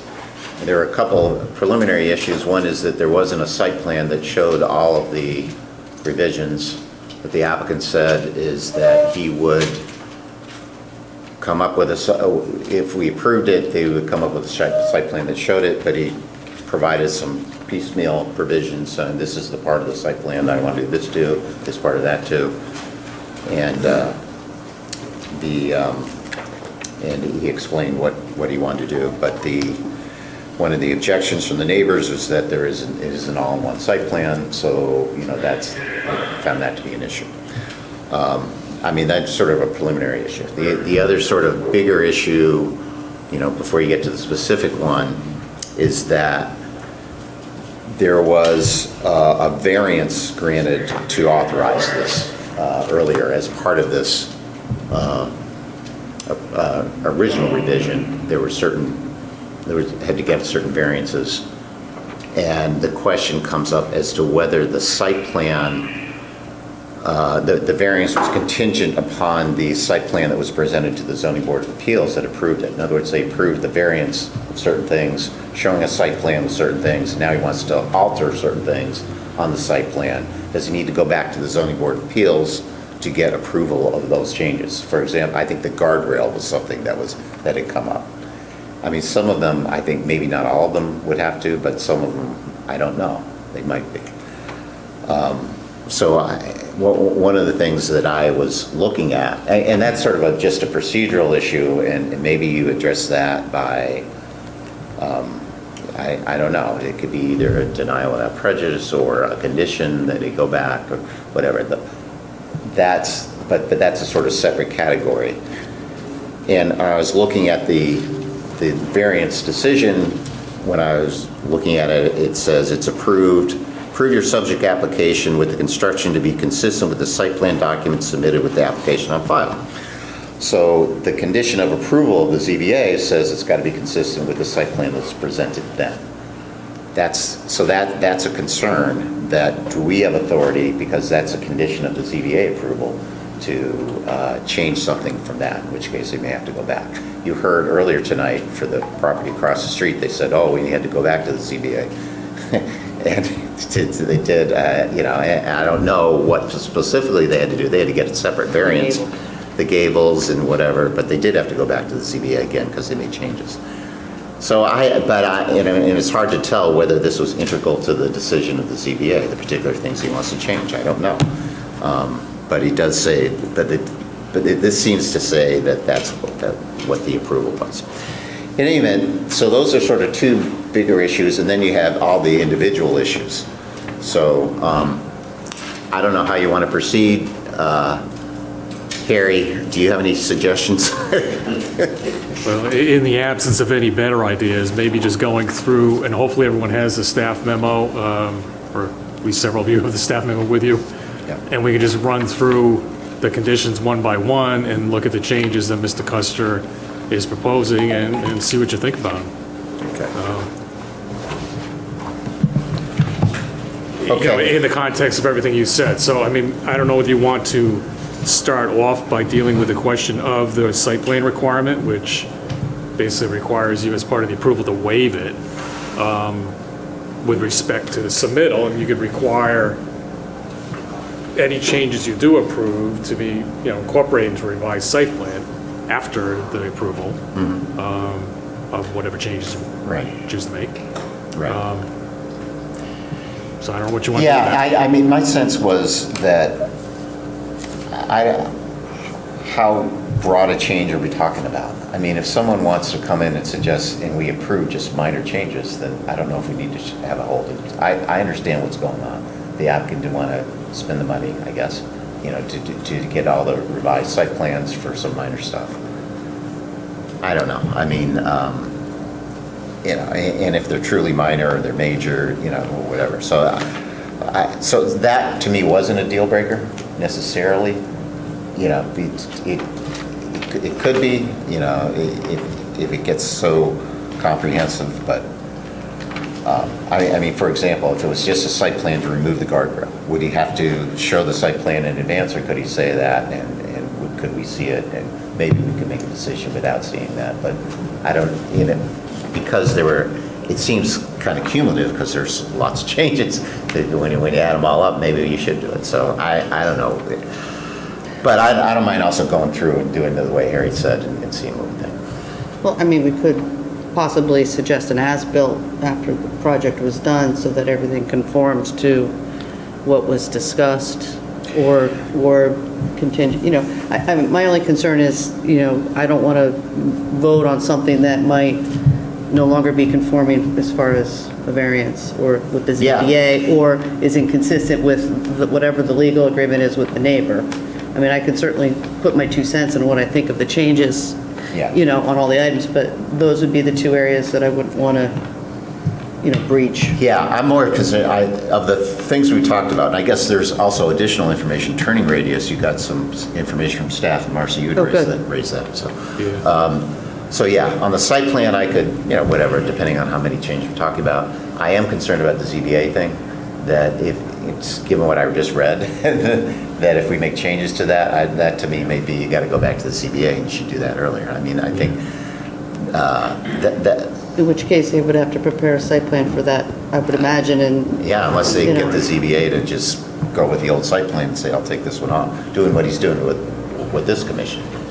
But, I mean, I have one other concern, which is that there was a lot of public input and discussion, and the decision as a result of all of that back a year and a half ago, at least. Maybe it's getting closer to 2. And I, as staff, when I prepared comments, certainly did not, and I think I mentioned this before during the public hearing, go back and listen to the entire discussion in terms of the recordings of the meetings and bring all of that back. And with almost 2 years having passed, I mean, my memory is certainly not sufficient to recall all the things that were the factors that resulted in the conditions that the commission adopted then.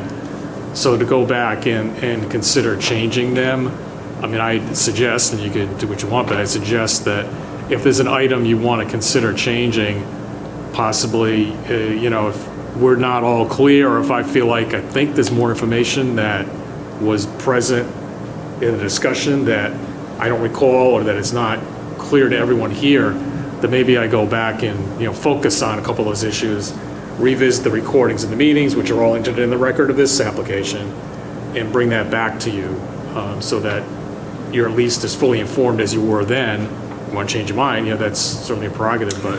So you're saying that we defer deliberations till you do that? No, I'm suggesting maybe go through the items, see if there are, however many there are that you might want to consider changing, and then if there's questions about what was on the table then, in terms of information and knowledge, that would possibly give me a chance to go back and do research so that we're all back where we were then on any particular issue you want to revisit. Okay, no, that's fair. So do you want to just go through these now? Because we've, let's just Sure, go through them. yeah, and that would give me an idea of what you want to consider changing. Sure. So I have your October 1. Yeah, so I'll go through. The first change suggested is to condition 2, and that would change the wording prior to the 2 words with this issuance of a zoning permit. As I mentioned during the public hearing, the commission, and it's a terminology, quasi-legal thing, I mean, you're not issuing a zoning permit per se, you're issuing a modification to this special exception. The zoning enforcement officer is going to issue a zoning permit once conditions are addressed.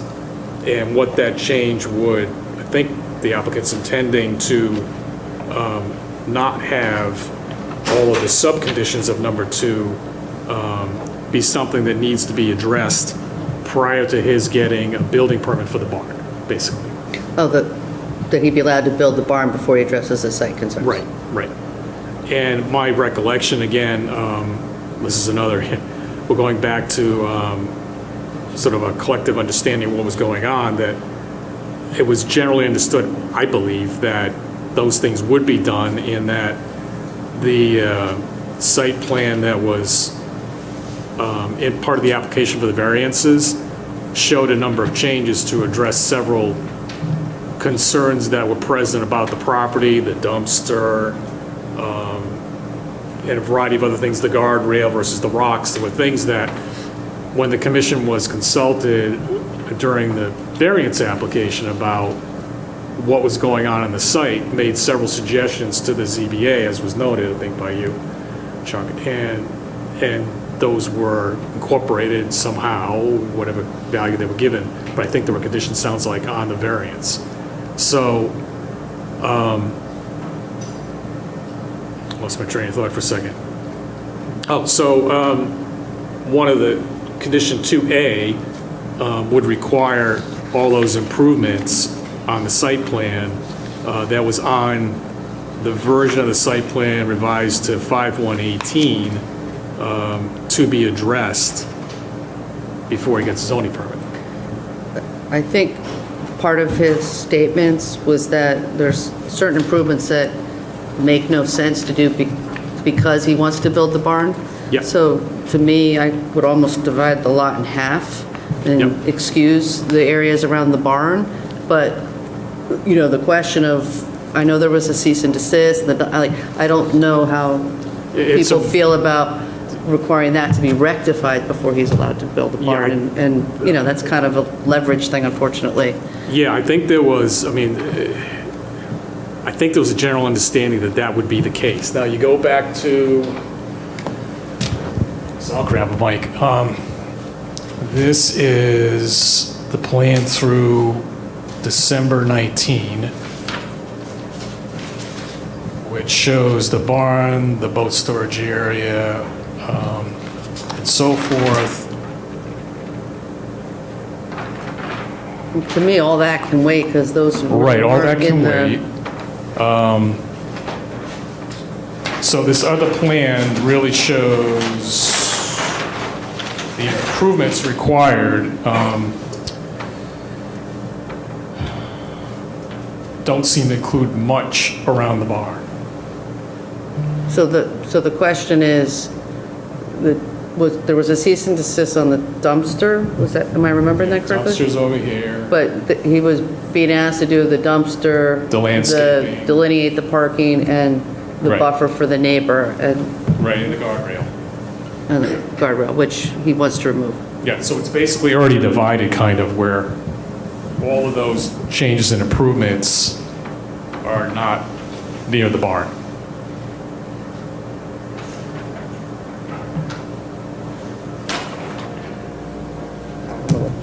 How people feel about.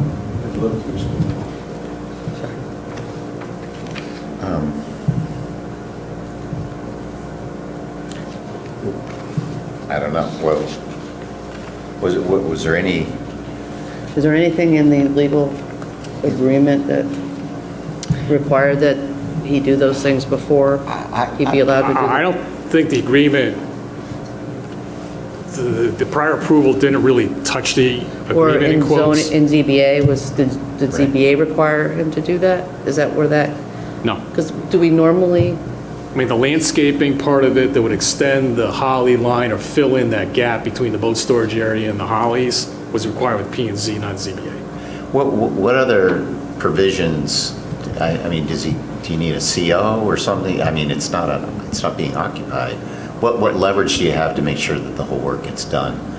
That's your bond? I think that's. You would hold the bond for the I mean, the Well, value there of is the no, work to once do you that. grant the, there's no occupancy of the barn, so there's, Right. I mean, there is a CO for the structure, I think, so that. Right. Is there a bond on the project, like we have driveway aprons and all that, or no? There's no bond requirement.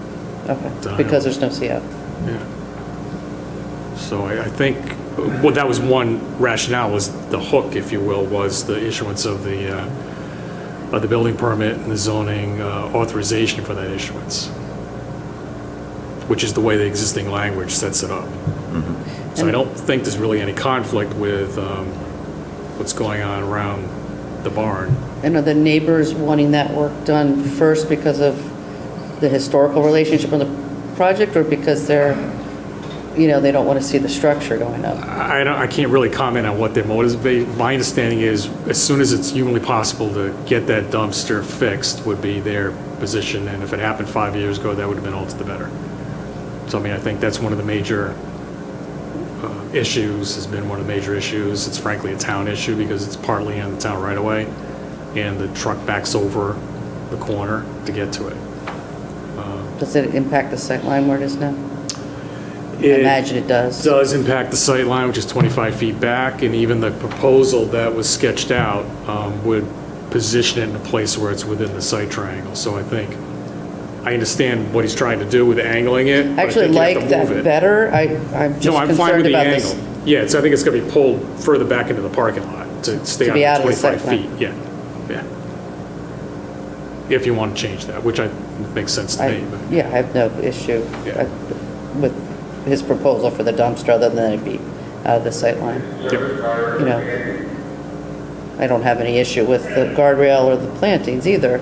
Yep, I guess yep. my only concern is the timing and, you know, the neighborhood's desire to have that done first versus what's, you know, economic. These things should be done after the barn is built.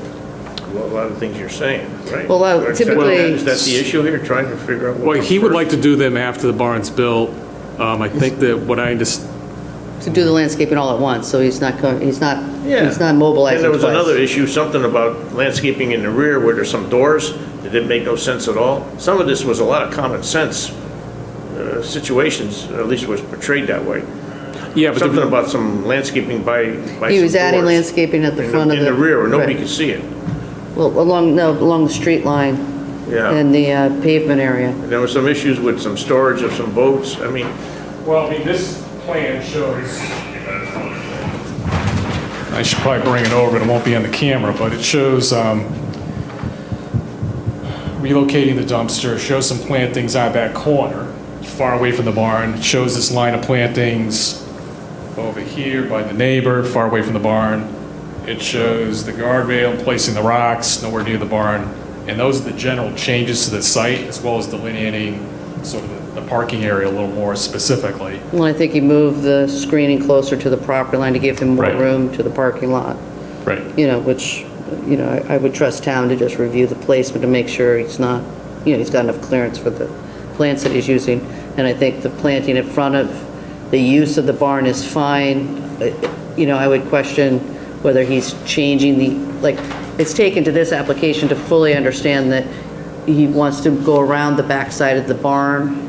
And, you know, so I'm just, that's why I was concerned about the turning radiuses. I'm not opposed to him going around, you know, but I would want an engineer to review that he can feasibly do what he wants to do, you know, in and around the barn, and to make sure that he doesn't need to position the barn 5 feet Yeah. further, you know, which I Yeah, wouldn't be we'll get opposed to that in a minute when we look at that. But I would want that to, you know, for his benefit, Yeah. to, you know, so it can function best on the property. Yeah, but there's no landscaping that plan underneath would require be built before the barn is constructed. There's no landscaping around the barn that should go in while the building, you know Well, what I mean? he added some at the Yeah, front of but the barn. that's not shown on the plan that contains the improvements referred to that need to be done before the barn gets a. no, I thought it was something that wanted to be eliminated. It was in the back somewhere where, if I remember him saying something about in the park where. Yeah, there was a requirement that he do some doors there, rear and there's landscaping, but that would be separate from what's shown on that plan Yeah. that was in front of the ZBA. Does he have a fence along that back property line? I believe there is one, but I'm not entirely certain of that. So to me, that covers the need for any planting behind. I know. Yeah, I think it was some fence in a fragmite. Right, so to me, that, you know, that's a barrier.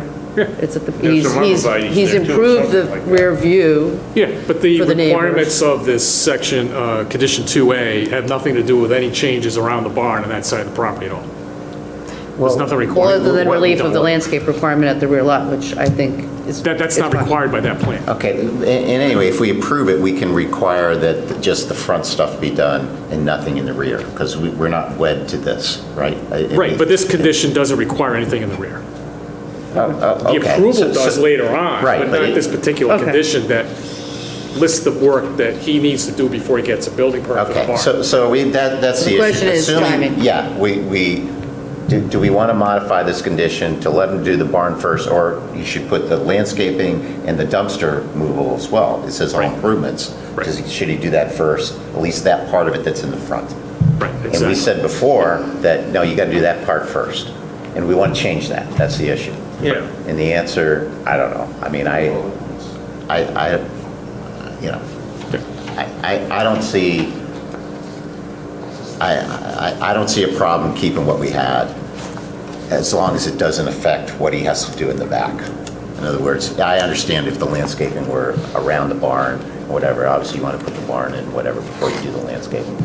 But if we're talking about improvements in the front part of the property that need to be done quickly, including the dumpster, moving the dumpster, if that's a proposal that everyone wants to get done, that should be done quickly, right? I mean, am I missing something? No, that's, Okay. What do other people think? The dumpster, now I'm confused about where this dumpster should be moved several feet or to the back or He's something to moving do it with further in into the line with the property and truck. angling it, Yeah, which angles will up. definitely help with the flow. With the flow. But it's still, the way he's shown it within the site triangle, which probably should be moved a little bit further, to Mostly make- to do with the truck that needs to lift this, Well, the angle will accommodate, just so it's a straight run. and I think the town instead- engineer can make sure that the radiuses work with that. But I think it sounds like they've already determined that it's in the sight line, which really poses a traffic issue. So what he's proposed is moving into a better direction for Better sure. place. But I would just want the engineer to be, I don't know why it was proposed there in the first place, if it was, well, if his there was a better engineer did place that. somewhere else, huh? So this came from Jim Preddy working for the applicant. So it wasn't directly from staff per se. No, it's not. I'm not saying it was. You'd say, do I'm it saying here. from originally, it should have been placed in the right spot from the beginning. Right. And I think, you don't put landscaping first, you do that's the last thing you do. right. Well, yeah, but it's, I mean, it was an outstanding issue. if there's a and I couple think things that you can do that doesn't interfere with the construction of the barn and it doesn't interfere with. Right. Well, everything from the house towards the Mill Island Road. It's kind of separate. Right. But it does require him to mobilize twice, do some planting at the end of the project after the barn's finished, or grading and, which is, I like your idea. I think you should do all improvements, including landscaping, moving the dumpster from the house forward. Everything else you can defer until after the barn is done. Yeah.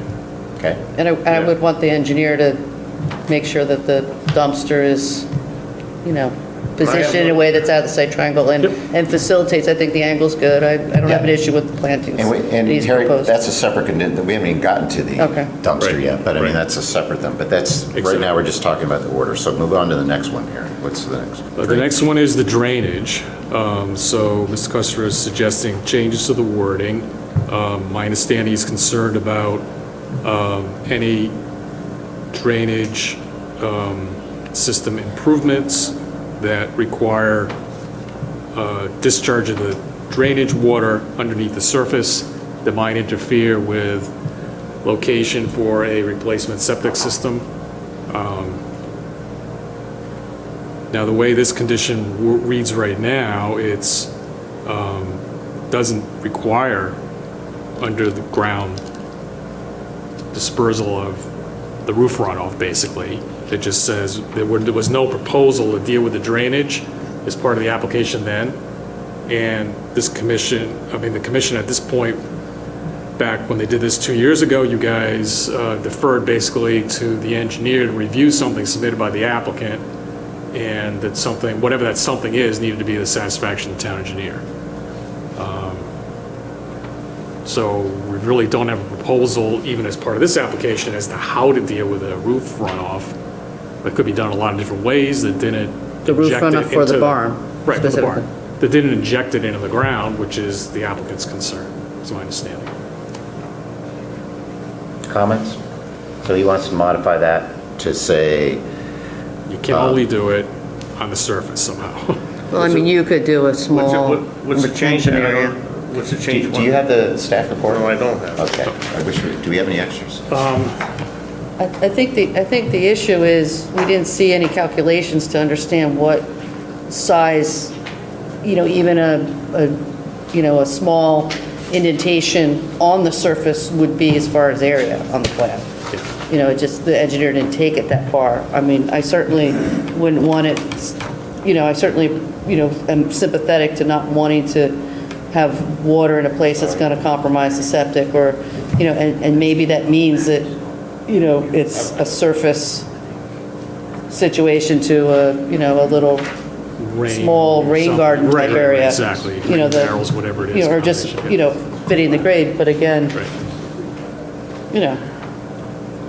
but, without the calculations, it's hard to know really how significant that issue really is. Yeah, exactly. So it's really, to me, it's an engineering issue, and, If the parking lot remains pervious, that's going to absorb, there's certainly a lot of pervious areas to absorb the water, I just can't look at a plan and know off the top of my head that, it's enough pervious area. Yeah. I mean, we could sort of say in a manner to not affect the required pre-approved future septic system. Yeah. Something like that. You could add that. That would,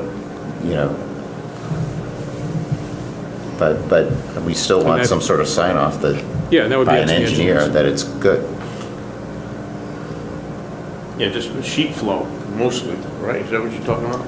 Well, it would be up to the engineer. If there's a way to discharge it underground somewhere that would not affect the pre-approved future septic system, let the engineers figure it out. It's the only water off is the roof, because everything else is impervious. Maybe they say we don't need anything. Maybe maybe just sheet flow. It's fine. But I just want an engineer to say that. Maybe the town engineer says, look, you don't need anything, it's good. Yeah. But I don't know that. And their engineer didn't certify that it was okay. So that's all we're saying. The big thing is should have hired Chris Cola to make the calculation and to tell you if we needed it. If he had said, no, you don't need anything, good. But if you or I or he or anyone else just says, I don't think it's, whatever, we can't do it. We want a professional to say it's okay. That's all this says, as I read it. But I agree, you don't want to require something that's going to mess with your septic system. Or the secondary system. Reserve septic system. If you put tanks there, then that's the end of it. Yeah, but no one said they had to put tanks there. No, we just want someone to say, this is an issue. There was never an issue, tanks. Yeah. I don't think it's that much water to begin with It's that not would that even much. require much of a valley of not retention. require anything. That's why they say, this is, what are you talking, I don't know. Or maybe, I don't know, a drain, something simple. It's not that big of a barn, and it's only roof water. Right. That's Well, it. but, an engineer could review the grading to make sure that the surface grade is moving the water in a way that's not percolating in the septic area, But this was a reserve. Or the reserve, You're going to ruin the reserve, you're going to take away the reserve area. Well, you don't want to affect this reserve area, but an engineer course can decide whether it's Sign going to off affect on it or it, not. that's it. Yeah. I mean, that's all I think this says. I don't think it's required underground stuff, so. No, no absolutely not. galleys Okay. recommended. Okay, what's next? Next is changes to 2C, which would delete the word provide and substitute the words you already provided. A detailed landscaping plan, then I'll read the rest of it. A detailed landscaping plan showing proposed landscaping existing plantings to remain, including location, size, species, and amount of plantings for the site. In addition to plantings shown on the proposed site plan, the landscaping plan shall consist of the following. And the applicant is proposing adding the words allowances and changes. And then there are sub-conditions, Roman numerals 1, 2, and 3. One currently reads a 10-foot planting strip extending along the rear property line to the east of the proposed compact Japanese holly plantings. Side and rear landscape requirements, exception of the proposed area for private boat storage, with proposed size, species, number of plantings noted. The applicant would get rid of all that language and substitute, slightly modify the angle of the proposed dumpster landscape complying with a slight modification, a dumpster relocation proposed. If I got the words right. Roman numeral 2. Well, let's start with 1. All right, so what? So is that So right suggested? now, what I understand this does is, there was discussion at the last go-around a year and a half ago. There's the line of compact holly. There's this gap. There's the boat storage area. There is a zoning regulation requirement that there be side yard landscaping all the way along. The commission did not think there was enough room for anything that would make sense in the boat storage area, but after considering testimony from the applicant, wanted to provide some additional information, landscaping in this area here, between what's proposed here, this compact Japanese holly, and the boat storage area. So it would be, I've already got a proposal from the applicant to do basically a line of arborvitae here. And was he pulling the other evergreens in a line as well? Wasn't that part of that? These two? No, to the left of the holly. Wasn't he proposing to move that towards the fence, or are we just talking about the middle area? No, just where the boat storage is. Right Oh, here. Okay. I mean, what the commission decided before was to not require anything in the boat storage I see area, that. Right. but to require something here. And that something was going to be proposed by the applicant, and I think you left me to work it out with the applicant and some input from the neighbor. I did have a meeting with the neighbor, I got a proposal from Oh. Mr. Custer. 1, 2, 3, 4, 5 plants, 10 feet on center, Right, closer to the property. right, which is essentially what I was shown. That's the arborvitae they want? Yeah, that's the arborvitae. I think the only issue is, I think, my understanding is it went proposed them pretty close to the property line, and my only concern was to leave enough room so they can spread out.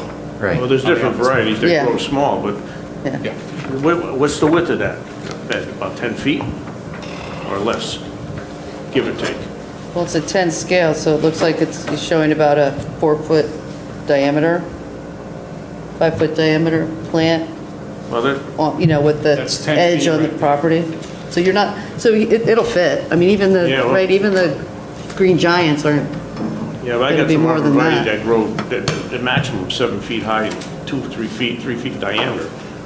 but if you think of even the green giants that have the broader base, Yeah. that's not 5-foot diameter, so I don't see a conflict with Seems that. like quite a bit. okay. Yeah. Could be a little less there. Yeah. Okay, so we're fine with the arborvitae. I don't, regulations allow it, so I don't care. Yeah, it's just, I think it's just having a list of what it is and where, Yeah. you know, okay. which goes back to And the, just an arborvitae with enough space so that, Yeah. You get I don't know a how many feet dwarf that type doesn't of- encroach across the property. right. Dwarf type. The other part of it was the applicant wanted flexibility to move the landscaping around this area to reflect where that relocated dumpster would be. Right now, it's shown right in the parking space, so if that's angled. Right. But I think once you get in this area, we got a 25-foot site triangle that we'd want to But keep, like he you were can talking do about. the low junipers, and that wouldn't affect the site triangle. Right, but I don't think, you know, you really won't get much into that area and be still outside of the site triangle. I think what's important is that the dumpster be out of the site triangle. Right, that's I what I'm think- saying. I think all the plant material is not Right. going to exceed, Right. you know, the 3 or 4 feet necessarily. It Right. just will create a nice visual edge Yeah. to the plant. I mean, the site triangle goes down to here, so it goes basically like that. So to keep the dumpster outside of that site triangle, you're not going to even affect that area where that landscape is proposed. I don't think. Right. So, I don't know if you need the change. You don't want to adjust the landscaping anyway. And Yeah, I don't frankly, I have can an work issue. that out with the applicant Work once it- we finalize where the work it dumpster out. would be. Yeah. Yeah, I can authorize you to make any slight changes that need. Yeah, and I have the ability to do a minor site plan mod, so we could do that. Okay. Clean that kind At of least the thing up. dumpsters where, when the guy comes in to empty it, he just makes one straight run, does it, and backs out. Yeah, you'd have to do that. Instead Pull of in, making all those back up, turns and the then way back it is out. now. Exactly. Yeah. I wish I could explain this. Well, you We're with you. We've got it. What's next? Next is Roman numeral 2. And the applicant's proposing some wording to add to the end here. To say 0 septic contamination and minimum saltwater poisoning. Is that for the junipers? Yeah. Yeah, those are fine. I mean, that was the compact Japanese holly. Well, he's replacing it with the junipers. Right, right. Yeah, that's, So if you're fine with that, I mean, I don't know if it's What's that needed mean? or Do we not need to needed, add but that? I think he's, I don't know what that means. I was unclear myself. Why would we Well- add those words?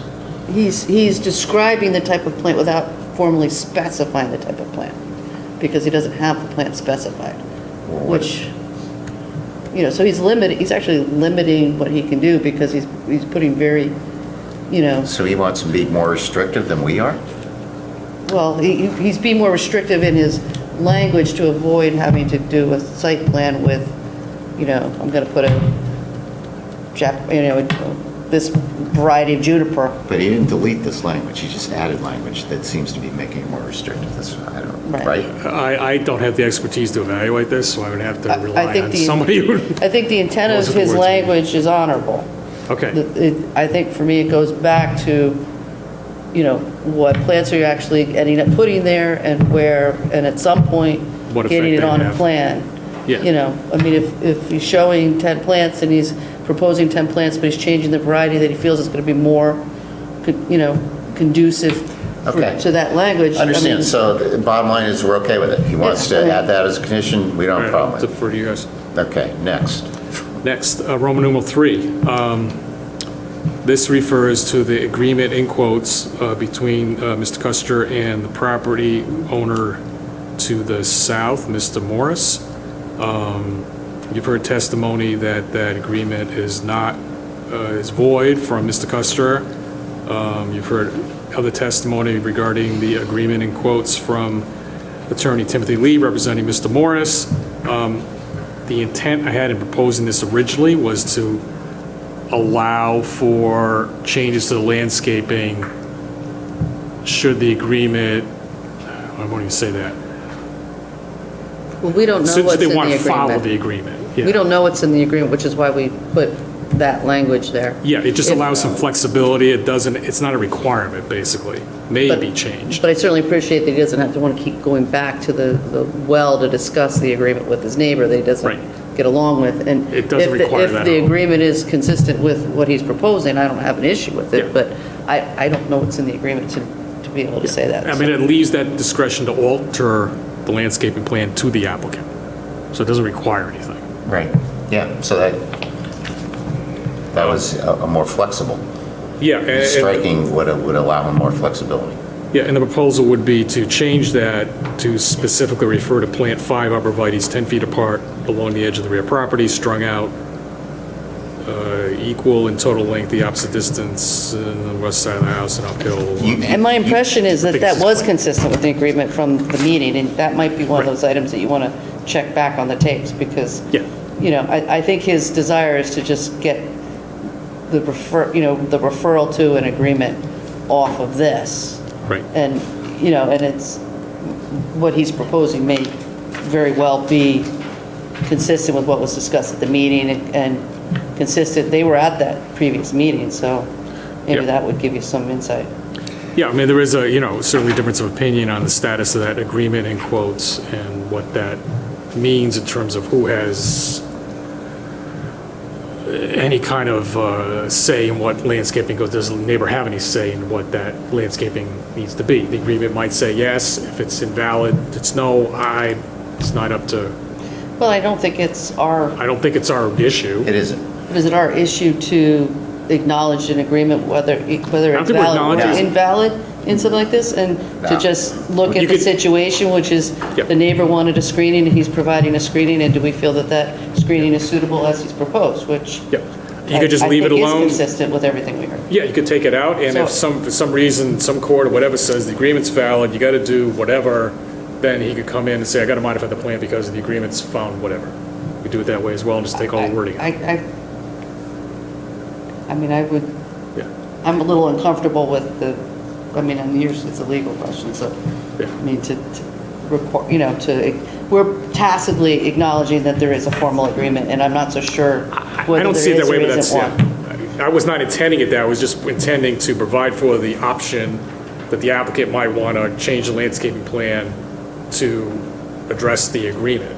But I think And not what have he's- to come back here. And not have to come back and deal with staff or a commission in But I terms think of what that he's change. proposing with these 10 arborvitaes does comply with whatever they had discussed, and if I'm remembering correctly, is consistent with what the attorney was saying, and then it was only at this public hearing that he was like, oh, we want that language still in there. So, I don't know, I'm not ready to say that, I haven't read the agreement, I don't know the agreement really, Right, so. and we're not in the job of enforcing private agreements. Right. We enforce our regulations. which is why we want to take that out. Yeah, so You tell me what you want to. I have no problem taking it out. The guy wants it out, it gave more flexibility, but he says he wants it out. Apparently he doesn't want any reference to a private agreement, even though it gave more flexibility, so I'm fine taking it out. And he is proposing Yeah. he is proposing a buffer, which He's is what the issue was. Proposing a buffer, and we're fine with that. And if a court rules that the contract is valid and he has to put something different, then he's going to have to come back before us and modify it again. But And I don't think we would have an issue with it either. Probably not, but whatever. Can't say anything. But we okay, so where are we, what's We next? are at 2D at the bottom of page 3 of 6 of the staff memo. Yeah.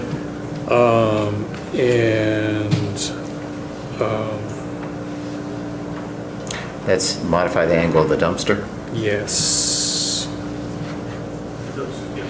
I It think. is.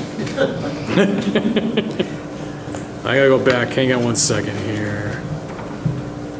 Well, that was the thing that had the cease and desist, right? Yeah, the D is different, and he's proposing to strike existing D, which reads, change the notation on the site plan stating the 3 existing parking spaces to the east of the existing house are conforming parking to 3 pre-existing non-conforming parking spaces. We're talking about these spaces right here. They require backing out into 3 Elms Road. That's no longer allowed in the regulations, so in fact, they are non-conforming. They are grandfathered, so they can stay there. There's no issue, there's no requirement they go away. So their condition just required to be labeled as what they actually are. Okay, I don't have a problem with that. So he's proposing different wording for D. So the wording he's proposing, you could put somewhere else, or you could leave it to me to allow modification of the dumpster angle in a way that doesn't affect, so the dumpster's not placed within the site triangle. He said strike this out. Which would be a little different than the sketch that he submitted with his application, which showed the dumpster being located in the site triangle. So I'd work that out, as Marcy suggested, with the town engineer, Yeah, make flexibility sure. to move it. Right. The angle, fine, the plantings are fine. But It's just finding a spot where it's not creating a problem with site issue. Right. Now, does this raise a ZBA issue? I don't think it does. Okay. But I'll take a look at it. The applicant proposed it here. There was a reference to it, as long as you're moving it, which was the issue, out of its current location, getting rid of the concrete pad, which the applicant would like to keep because he'd like to have a walkway and a way to get into the dumpster enclosure through basically an entrance facing the corner as opposed to the parking lot. So you could walk from across the street, walk through the existing concrete pad, walk into the dumpster enclosure and drop stuff into the dumpster without going around the corner into the parking lot and coming in to the dumpster enclosure that way. Why is leaving the concrete a ZBA issue? Leaving the concrete or taking it away? Or either, why is that? Well, how I is that a think they ZBA got issue? What's the- special, there was I believe, an enforcement order about the dumpster because essentially it was put there, my understanding, to replace or augment trash receptacles that were for the commercial Business building across the street. Right. That were lost through changes in the street right-of-way and the street pavement. The ZBA said, okay, you can have the dumpster, but you can't have it where it is. You can't have it on the concrete pad. Yeah, what's You the gotta basis move for it. that? I'm sorry? Why would the ZBA be able to Well, say that it can or cannot be on a concrete pad? That's that not was a- their condition of allowing the dumpster to be there, which is a violation because it's serving another use. off-site. Okay, well, right. That's how they granted a variance to allow that. Right, it just seems picayune for the Well, I mean, you concrete. got the concrete pad that's partially in the town right away, and the garbage truck backs over the corner of the street to get at it right now, and I think that was part of the issue, in addition to the neighbors finding it unsightly. Right, but if the dumpster's two-sided and there's a way for the public to, it seems like he's opening up the access of the dumpster for the use across the street. Right. And they've got it makes more sense to walk in a direct line to the back of the dumpster, and as long as the dumpster is out of the public right-of-way, out of the concrete, to me, is incidental. He's adding plantings around it to try, to help minimize the visual. And I assume there's fencing around it as well? There would be an enclosure, right. So, Well, my understanding is an aesthetic issue of having the corner be landscaped and the dumpster be away from the corner. That's my understanding. one of the concerns that came up by the neighbors, and that was why that plan was put together the way it was, and by the applicant again, that had it all, the landscape corner, and then the dumpster away from, with no walkway through that landscaped corner. And is there there's no sidewalk there, or there is a sidewalk? There Along that is side. a sidewalk along the 3 Thimble Islands Road side. I mean, I really don't see any issue with keeping the concrete as long as there's some, a fence enclosure and some plantings around it, and as long as the plantings are, lower than the sight line, and, it makes sense that you would need that dumpster to be accessed from the rear and not the front. And, why would an employee want to, have to move between cars, walk around, it's... I understand what you're saying. I just, there was a lot of discussion about it. And frankly, if you want to consider changing it, I'd like the opportunity to go back and listen to the recording and look at the ZBA minutes and all of it, because it was pretty involved. Well, as much as, this is where you really want to see something on a drawing that you could just... Yeah, and also, I mean, what the ZBA, they were looking at the plan with it, none of the things you're talking about on it. Right, and they don't have the expertise to consider the engineering of the sight line. Well, I'm just saying that falls into the realm of the ZBA making a decision on a variance with certain parameters, and possibly you as a commission changing those parameters that were considered by the ZBA granting the variance. But we're changing parameters for the public safety, because of the sight line. Yeah, whether we have a good or bad reason, I don't think we have authority to alter their conditions. We don't. I think they got to do it. If their approval's based on this being in this location, and what it says, consistent with the site plan submitted, and then, to me, I got a problem, or at least we got to say you need to go back to them and get their approval too. We don't have authority to just change something the ZBA did. Or take the concrete out and put stepping stones for access. Whatever, yeah. I mean, so it sounds like if you want to consider it not grandfather, but it locked into what's shown on the May 2018 plan, then you could not change the angle of the dumpster. You have to send it back to the ZBA and change it. Or send them back, subject to approval by the ZBA, make it a condition. We could approve it, but subject to their approval. I just don't think we have authority to say, even if it's a good idea, even if we support it, to say ZBA, because that's how I read the ZBA's decision. Yeah, but I don't think the ZBA should be, I they think the should. town engineer should be able to if it has to do with the sight line and the public safety, I don't... Well, what's on the plan is, it looks like it's outside the site triangle, what the ZBA approved, is my understanding. So I can measure that off, but I don't think there's any portion of the location that's shown on the plan With the that's new within the site location. triangle. Let me see this shaking.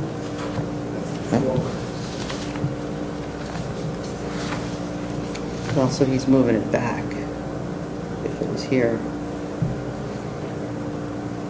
This is the new dumpster location. So he's moving it back further towards the corner rather than right here. So He's there's a trying to get- tiny little, where that is in the parking space, you This slid a should little be forward. here. There's a little corner Okay. that actually... I'm not questioning the merits, I'm just questioning our authority to do it. Well, now that I see that he's actually moving it away from where the ZBA had approved it, more into the corner. Yes. And putting the angle, which That's right. I didn't realize that, so I That's apologize. I do agree with the angle, I don't have an issue with moving the plants, but, maybe that is a ZBA issue to review that. Okay, so it sounds like you're certainly supportive of changing the angle, allowing him to change the angle of the dumpster, make it more reasonable and workable. To facilitate. Outside of the site triangle. Right. Don't want to run afoul of what the ZBA considered in issuing the variance. So that might have a hook on here that says, commission supportive of all of that I just said, but you need to go back to the ZBA and get approval. Well, Yeah. and supportive of leaving the concrete pad. The old- Well, you, just collectively tell me that. Well, I would be. I just would want it to be out, outside of the site triangle and, have that engineer, bless it. Okay. Let's try and keep going.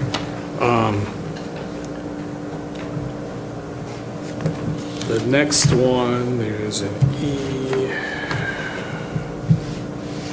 Okay.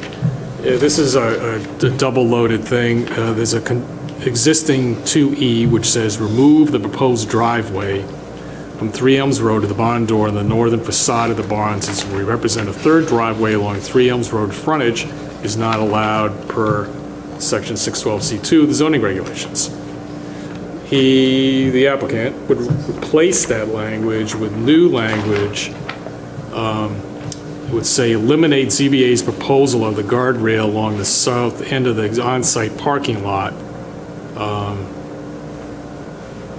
And there was additional wording that was just basically reasons to support that new language and eliminate the other language. So is that clear to everyone that we're talking about this area here, which kind of flares out the property line, which I think he would now like to be a larger area with no flare out. There is about a 10-foot at least distance between the property line and the low curb along 3 Elms Road there.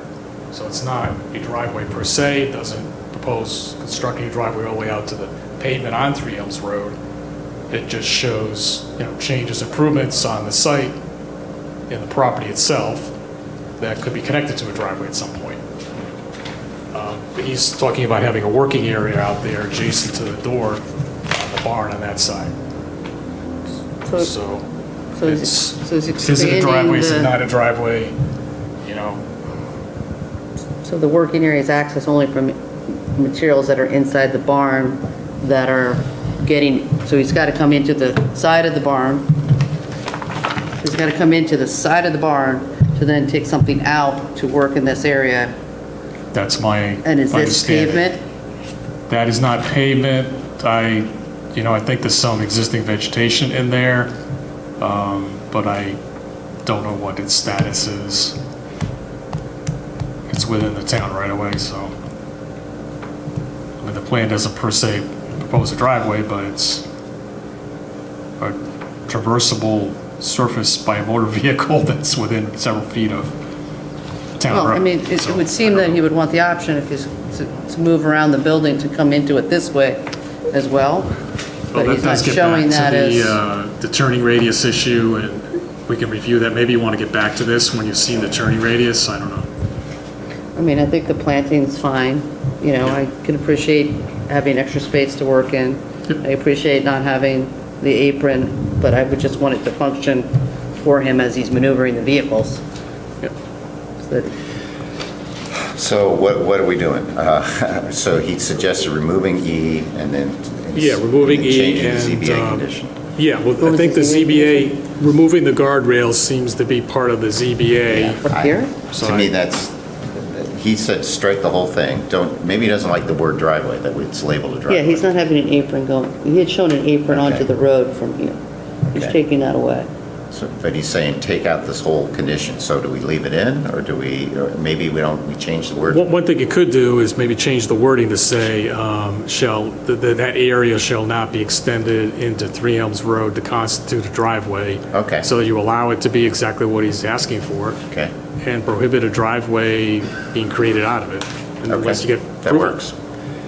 And then I don't think we can eliminate the guardrail, which Where's is what the he asked. guardrail? I'm not even sure where it is, but if it's the ZBA approval. Guardrail would replace a line of rocks. Oh, that's a different item. Right here.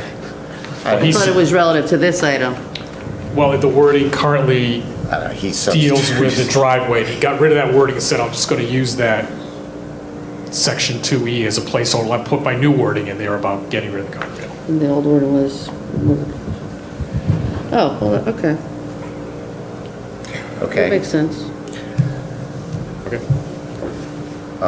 So I could, if that's the consensus, propose some wording to allow the working space on that side of the barn and state that that will not be allowed to be a driveway without further approval. Yeah, to have access. Okay.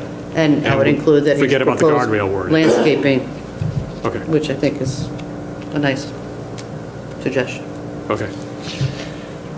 So now we're down to 2F.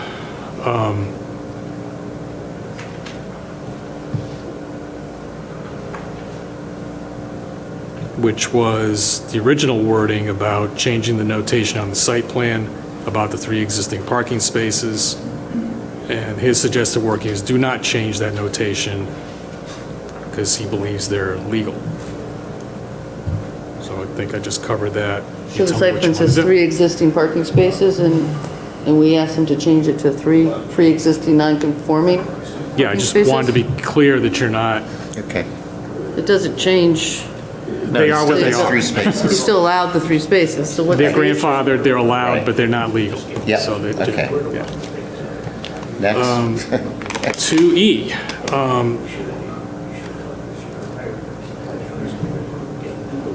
2G.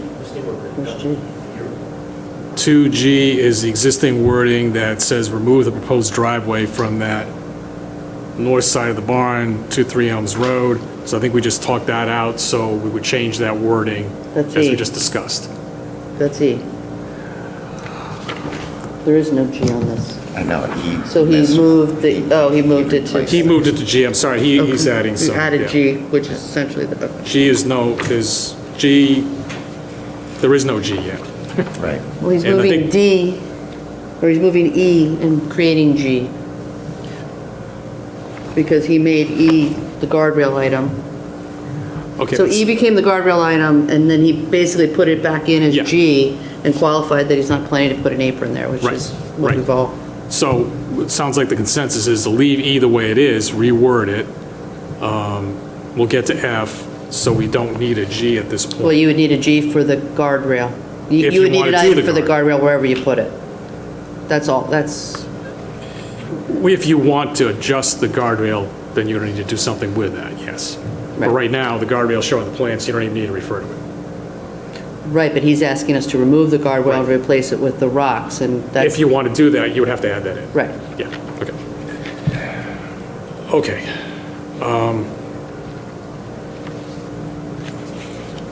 So that takes us down Was the guardrail suggested because it was a ZBA item? Yes. It was on the plan. So the application came with swapping out the rocks for the guardrail in the plan submitted by the applicant, which is Mr. Custer.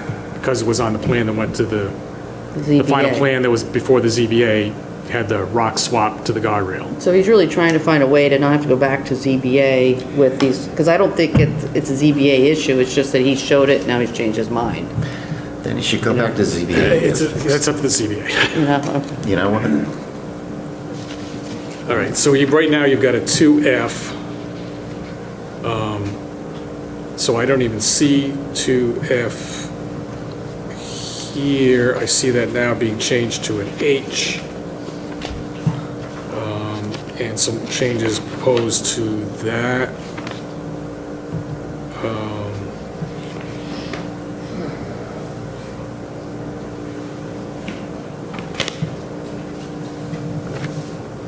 I thought his architectural changes were fine, but my question would be, does our current item F accommodate those minor additions that he presented? It does not. So I think one thing that made perfect sense to me was these are items that came right from the Stony Creek Architecture Review Board. Right. The wording, unfortunately, in current F4, Roman numeral 4, makes a reference to the company that proposed the design for the barn, Custom Carpenters. If he wants to go with a different firm, they could build exactly the same thing. That makes perfect sense to me. Right. Yep. The other changes. That's okay. May or may not require a referral to the Stony Creek Architecture Review Board. If they're visible from public street, then they would need a referral. That would be the overhang. He was Yes. trying to increase the overhang to Yeah. allow for protection of the windows. Yeah. So a couple of them may not, some of them might. I don't know without really seeing some drawings.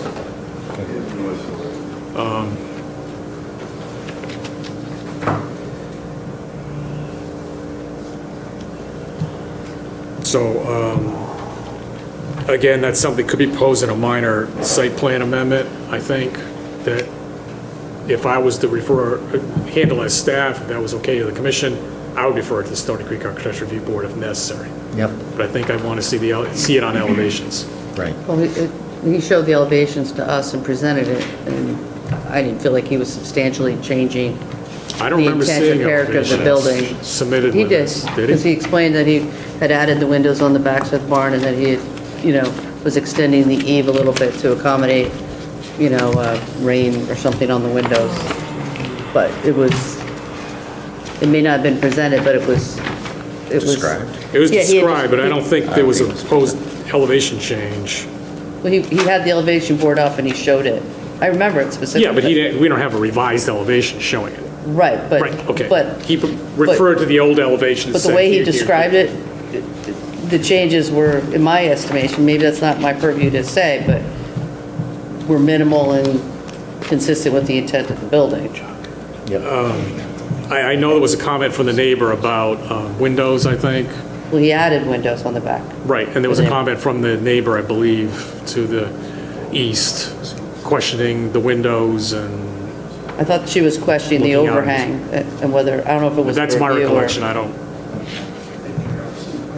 So, I mean, we could talk about how to handle that. As staff, I mean, that could be a staff thing with a referral to Stony Creek Architecture Review Board. Yep. If you want. I don't see any issue with it really, per se, but. Okay, back to.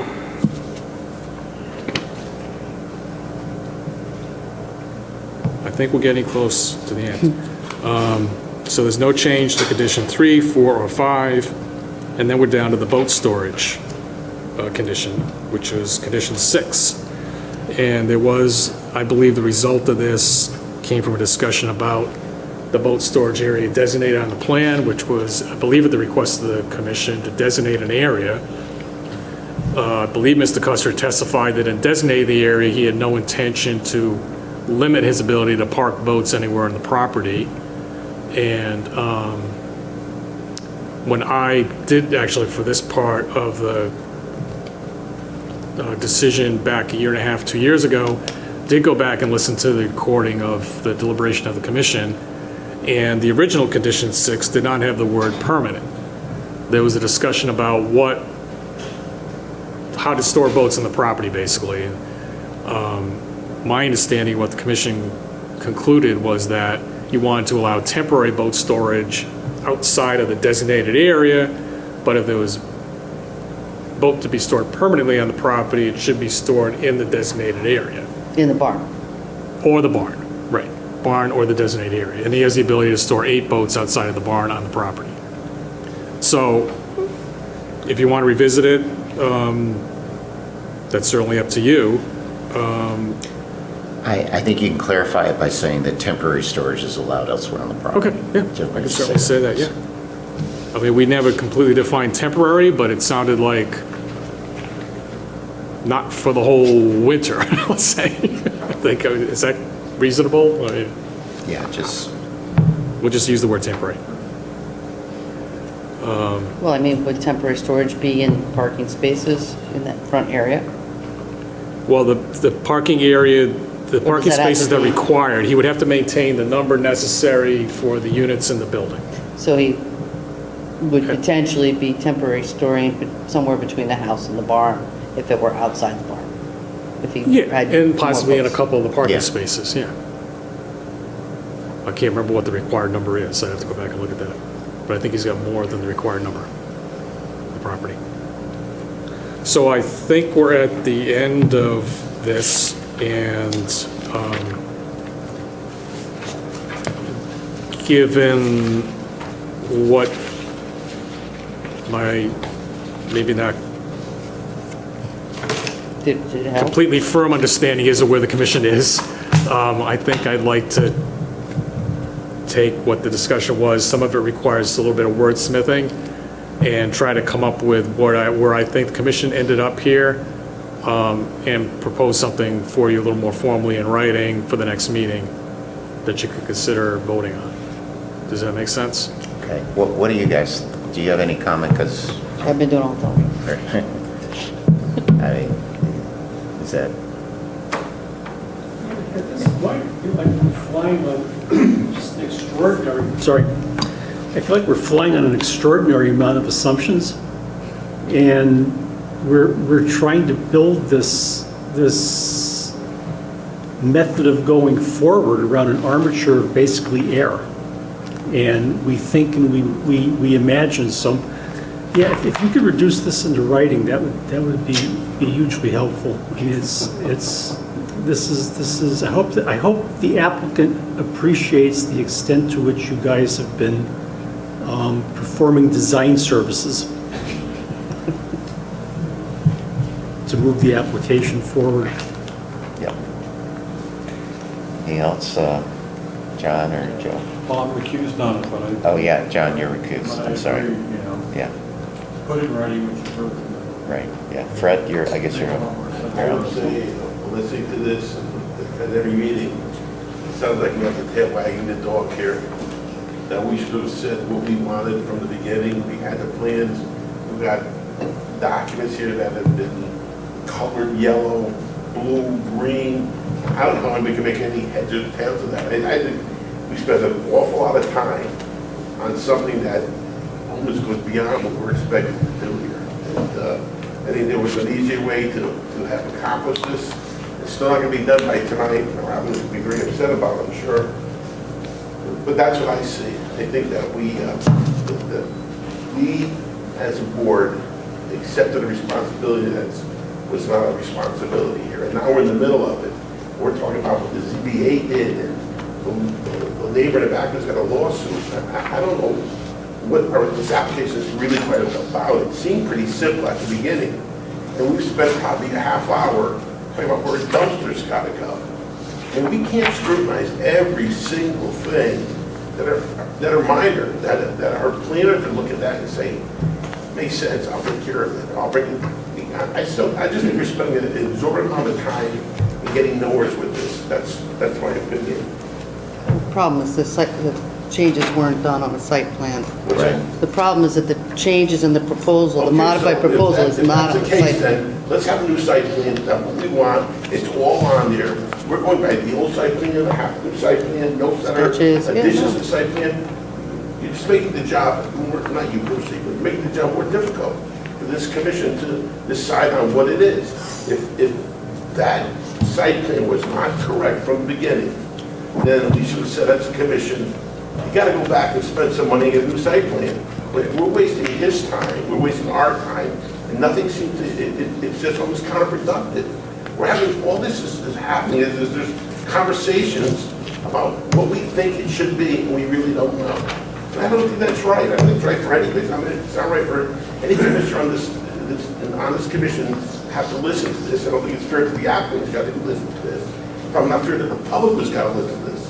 So I'm just telling you, I think somewhere at the beginning of this process, we missed the boat. And now what we have is, as I said, the tail wagging the dog. There's really no reason for it. We've spent more time on this application than we've done on some big major ones. And debating points that are almost silly at times. And I'm not saying any one person is doing the right or wrong. I'm just saying that the process that we're involved in right now is not good. It just isn't. It's not a good precedent. That's it. No, well, I agree. we didn't have a choice up till tonight, because we had to have someone submits an application, we don't have a choice. We have to have a public hearing, we allow the public to speak, or whatever. So we really had no discretion. Tonight's our discretion. And so part of what we're doing is, one of the things we could do is deny it because they haven't complied with, they haven't given us a site plan. It's given us this. We could have done that right from the beginning. We could have done that, but part of, in order to frankly get to that point, we have to know how complicated it is. We do know, I think. And having gone through the process, and that, because frankly, if it was just one thing, If it was just moving the dumpster and nothing else, then I'd say, go ahead, do it. But now we're getting But Chuck, how did we get to the point where it's so complicated? How did we get to that point? That's the point I don't understand. If it was one thing, I understand that, and I'm into that. Well, yeah, all the language changes. Something like this, that is so convoluted at this point, just this, we're talking about that, turning angles, can he get his boat around? If he can't get his boat around, he's not gonna be able to get his boat around. That's his problem. Right. We can't solve every single problem. I don't know what Joe thinks. We're over here, we're sort of nitpicking things that he's got to worry about, not us. Right. No, I mean, and we haven't even gotten to the boat angle. I mean, we're talking about we're talking about changes to the site plan. Yeah. And whether we need, so anyway. I think we're trying to be very accommodating to the point That's of- what we're trying to do. We're trying to be that, trying to help someone out. And you're right, we as Joe said, now we become designers and whatever. Being helped out. Oh, no, he probably thinks we're a bureaucracy of regulators and whatever. I get it, In any event, Harry, I think you should still do the exercise. I'd like to see what it looks like. In terms of, you were going to come up They with were giving you a free pass. No. I'm going to go back and I'm going to respectfully disagree, and I think if the commission in the end wants A site plan. this on a site plan, frankly, I think you ought to stop here, say that, end this, and just get the site plan, get the applicant engaged back with hopefully the engineer that came up with this. And I'm happy to talk to that engineer. There's a lot of discussion here. So the applicant can take that, the engineer can look at the recording of the meeting and try to come up with something that follows everybody what happy. was talked about here, which seems to be, there's a rough, vague outline of what the commission seems to be entertaining they would consider changing. And propose something concrete, rather than me wordsmithing all the things you're talking about, look change here, this change there, that change there. And I agree that some of the things could easily be handled at the staff level. But I'm just reacting to what came in here. Okay, so then that's a fair point as well, because it puts a lot of burden on Harry, which I'm saying, which is probably not fair to Harry. So then we can deny this without prejudice because they didn't provide a site plan that shows it. And you can make that motion now. The problem is, I still see a ZBA issue. I think you're going to have to go to the ZBA for some of these changes. Which would require a site plan. Which are going to require a site plan, but should be done before they even come into here. So what you really should do is go back and talk to Criscola or an attorney and figure out a way to do it. I mean, if you want a model, look at the guys that just, the four elms of the people across the street. They had to go back to the ZBA. Again, they needed additional variances, need modifications to the previous variances. They did it. They had a bunch of professionals and it got done over objection, There's a fairly similar level of detail in terms of the changes on that site plan. They had a landscape architect, an attorney, professional engineer, the assistant to the architect, an architect. So, do you want to do that? I think you have to. You're up for that? Yeah. Then, want to make a motion to deny without, we can make a motion tonight to do that, right? Yeah, you can make a motion to deny the application without prejudice due to failure to comply with the failure to present a site plan with the changes. Okay, there's a motion made by Fred. Is there a second? Second by Joe. Any further discussion? All those in favor? Aye. Aye. Okay, so there we go. But, for whatever it's worth, I think we've given the applicant guidance. Even though we spent a half hour of time or whatever it is, went through a lot of detail and provided a lot of information as to what is acceptable, what isn't acceptable, given some guidance as to the procedures. You got to go back to the ZBA, I think, and get some approval there. So there we are. Okay, that brings us then to item number 2 of old business, excuse me, and that's on a public hearing for November 4th. New business, 13 Sycamore LLC, site plan research laboratory. Is the applicant here on that?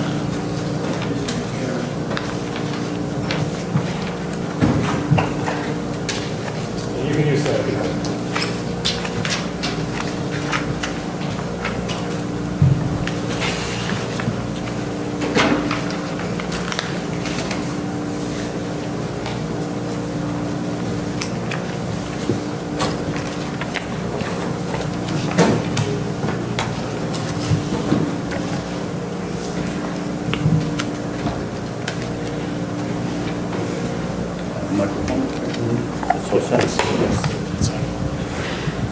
Good evening. My name is Jim Rotundo. I'm a licensed professional engineer with Godfrey Hoffman Hodge, with offices located at 26 Broadway in North Haven. I'm here representing the applicant, who is also here with me tonight, Mr. Richard Michaud, who would be happy to answer any questions you may have. First board I have here is the existing conditions board. Sycamore Way is located on the top of the drawing here. The site is approximately 1.5 acres in size, located in the IG2 zone. Existing site improvements include an approximate 7,560 square foot single-story commercial building with an existing office use. Existing parking is provided along the westerly side and rear or southerly side of the building and is accessed through a driveway from Sycamore Way.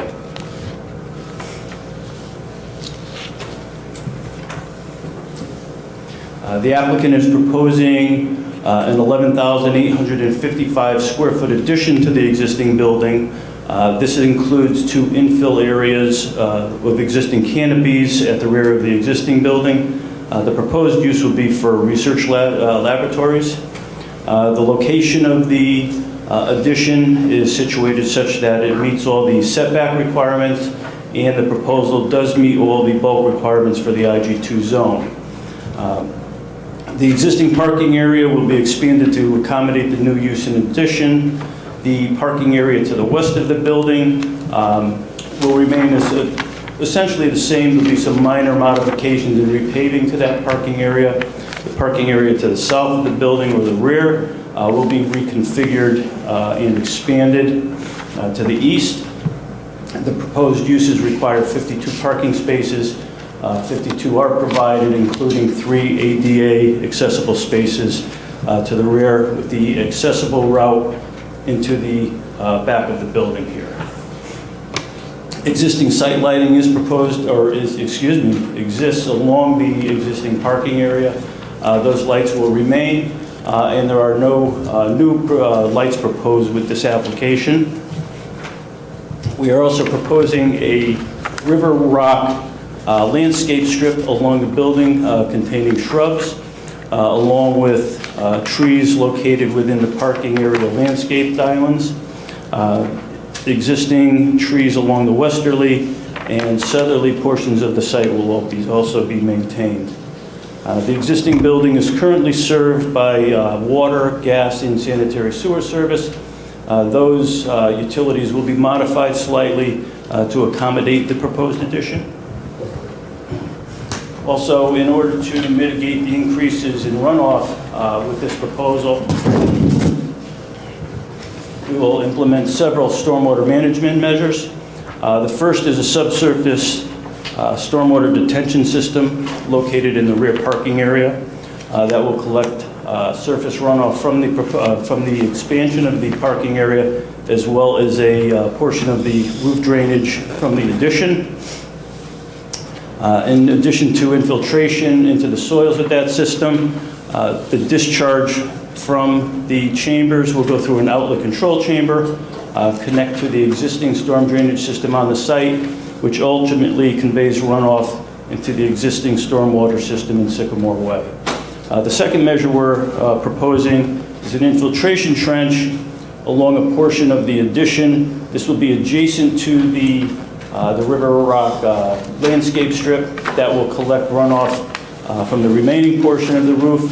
That will consist of a stone trench with an 18-inch pipe located in there for additional volume, which will infiltrate runoff into the soils. The implementation of this stormwater management system will mitigate any increase in the developed condition runoff.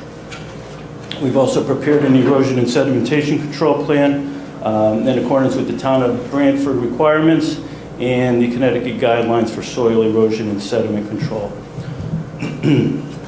We have reviewed the staff report. There are a couple conditions in there regarding landscaping within the rear yard, side, and front yard areas, which we haven't satisfied. We'd be willing to work with staff to revise our drawings to satisfy those conditions. And there's just one item that I'd like to point out, which I had just mentioned to Evan On the first page in the district, IG2 district bulk requirements, the floor area, the proposed floor area, I believe there's a typo there.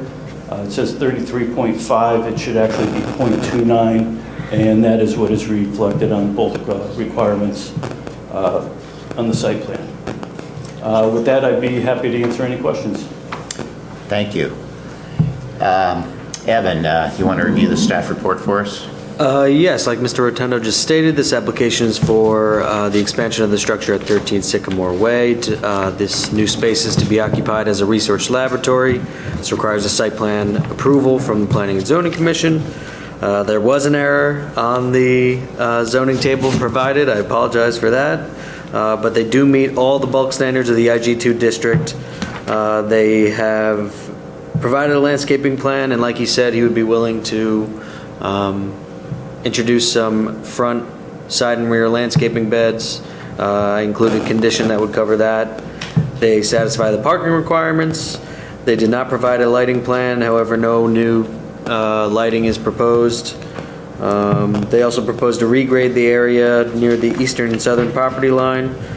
This new regrading is compliant with our standards. They submitted a soil and erosion control plan. Proposed silt fencing around the proposed activity area and a stockpile area in the front of the property. No change to the existing drainage plan, or, sorry, this is another error, sorry. He does propose changes to the drainage plan.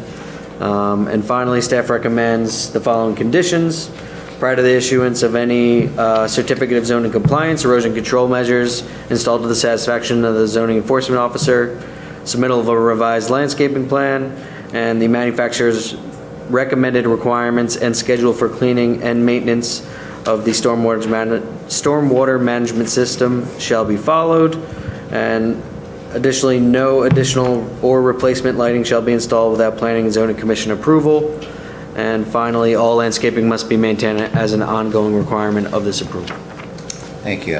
Is the use, it's an existing office use and it's going to be a research lab? Is that the proposal? The office use, and correct me if I'm wrong, Roger, the existing building will continue with the office use. The addition is for the research laboratory. The existing building is a single-tenant office building. The expanded building will be a single-tenant facility.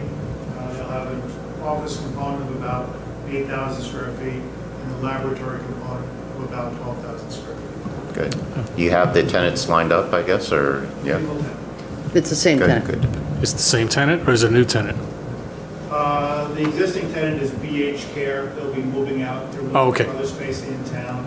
All right. The new tenant is an existing Brantford company that's looking to expand and stay in town. Okay, great. Fair enough. Is the addition built with the same building materials as the existing? Well, so the existing facility is a brick facade, with hip roof. The intention is a straight gable roof, and the addition will be a brick facade as well. Any other questions from anyone? Great. Anything else? Oh, perfect. Oh, okay. A little late, sorry. Okay, it's not a public hearing, so don't have to open up the public. Any questions? If not, does someone want to make a motion to approve the application with the findings and conditions just summarized by Evan? I'll make that motion. Motion made by Marcy, is there a second? Second by Joe. Any further discussion? All in favor? Aye. Congratulations. Thank you very much. Okay. Do we have a copy of the elevation? No kidding. Okay, great, thank you. Thanks. Okay, so that brings us to item number 2, new business, is a public hearing on the 4th. It's the same as number 3. And we need to set a public hearing, or I guess we will at some point, for 4, 5, and 6. That's all well, no, we don't even need, or do we need a public hearing for that? We do for the change of the PDD. Okay. Because it's... But that just, they apparently some that's the project going on Cherry Hill right now, and there's some... We're waiting for some additional information. Additional information. The slope and behind the building? Yeah. Yeah. Okey doke, that brings us to other business, conceptual PDD review, Rose Hill Road, former Beacon Hill Road Estates. I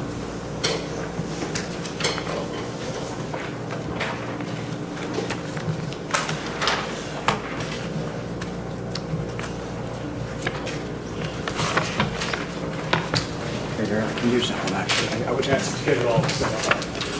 Do you need this? Do you want it?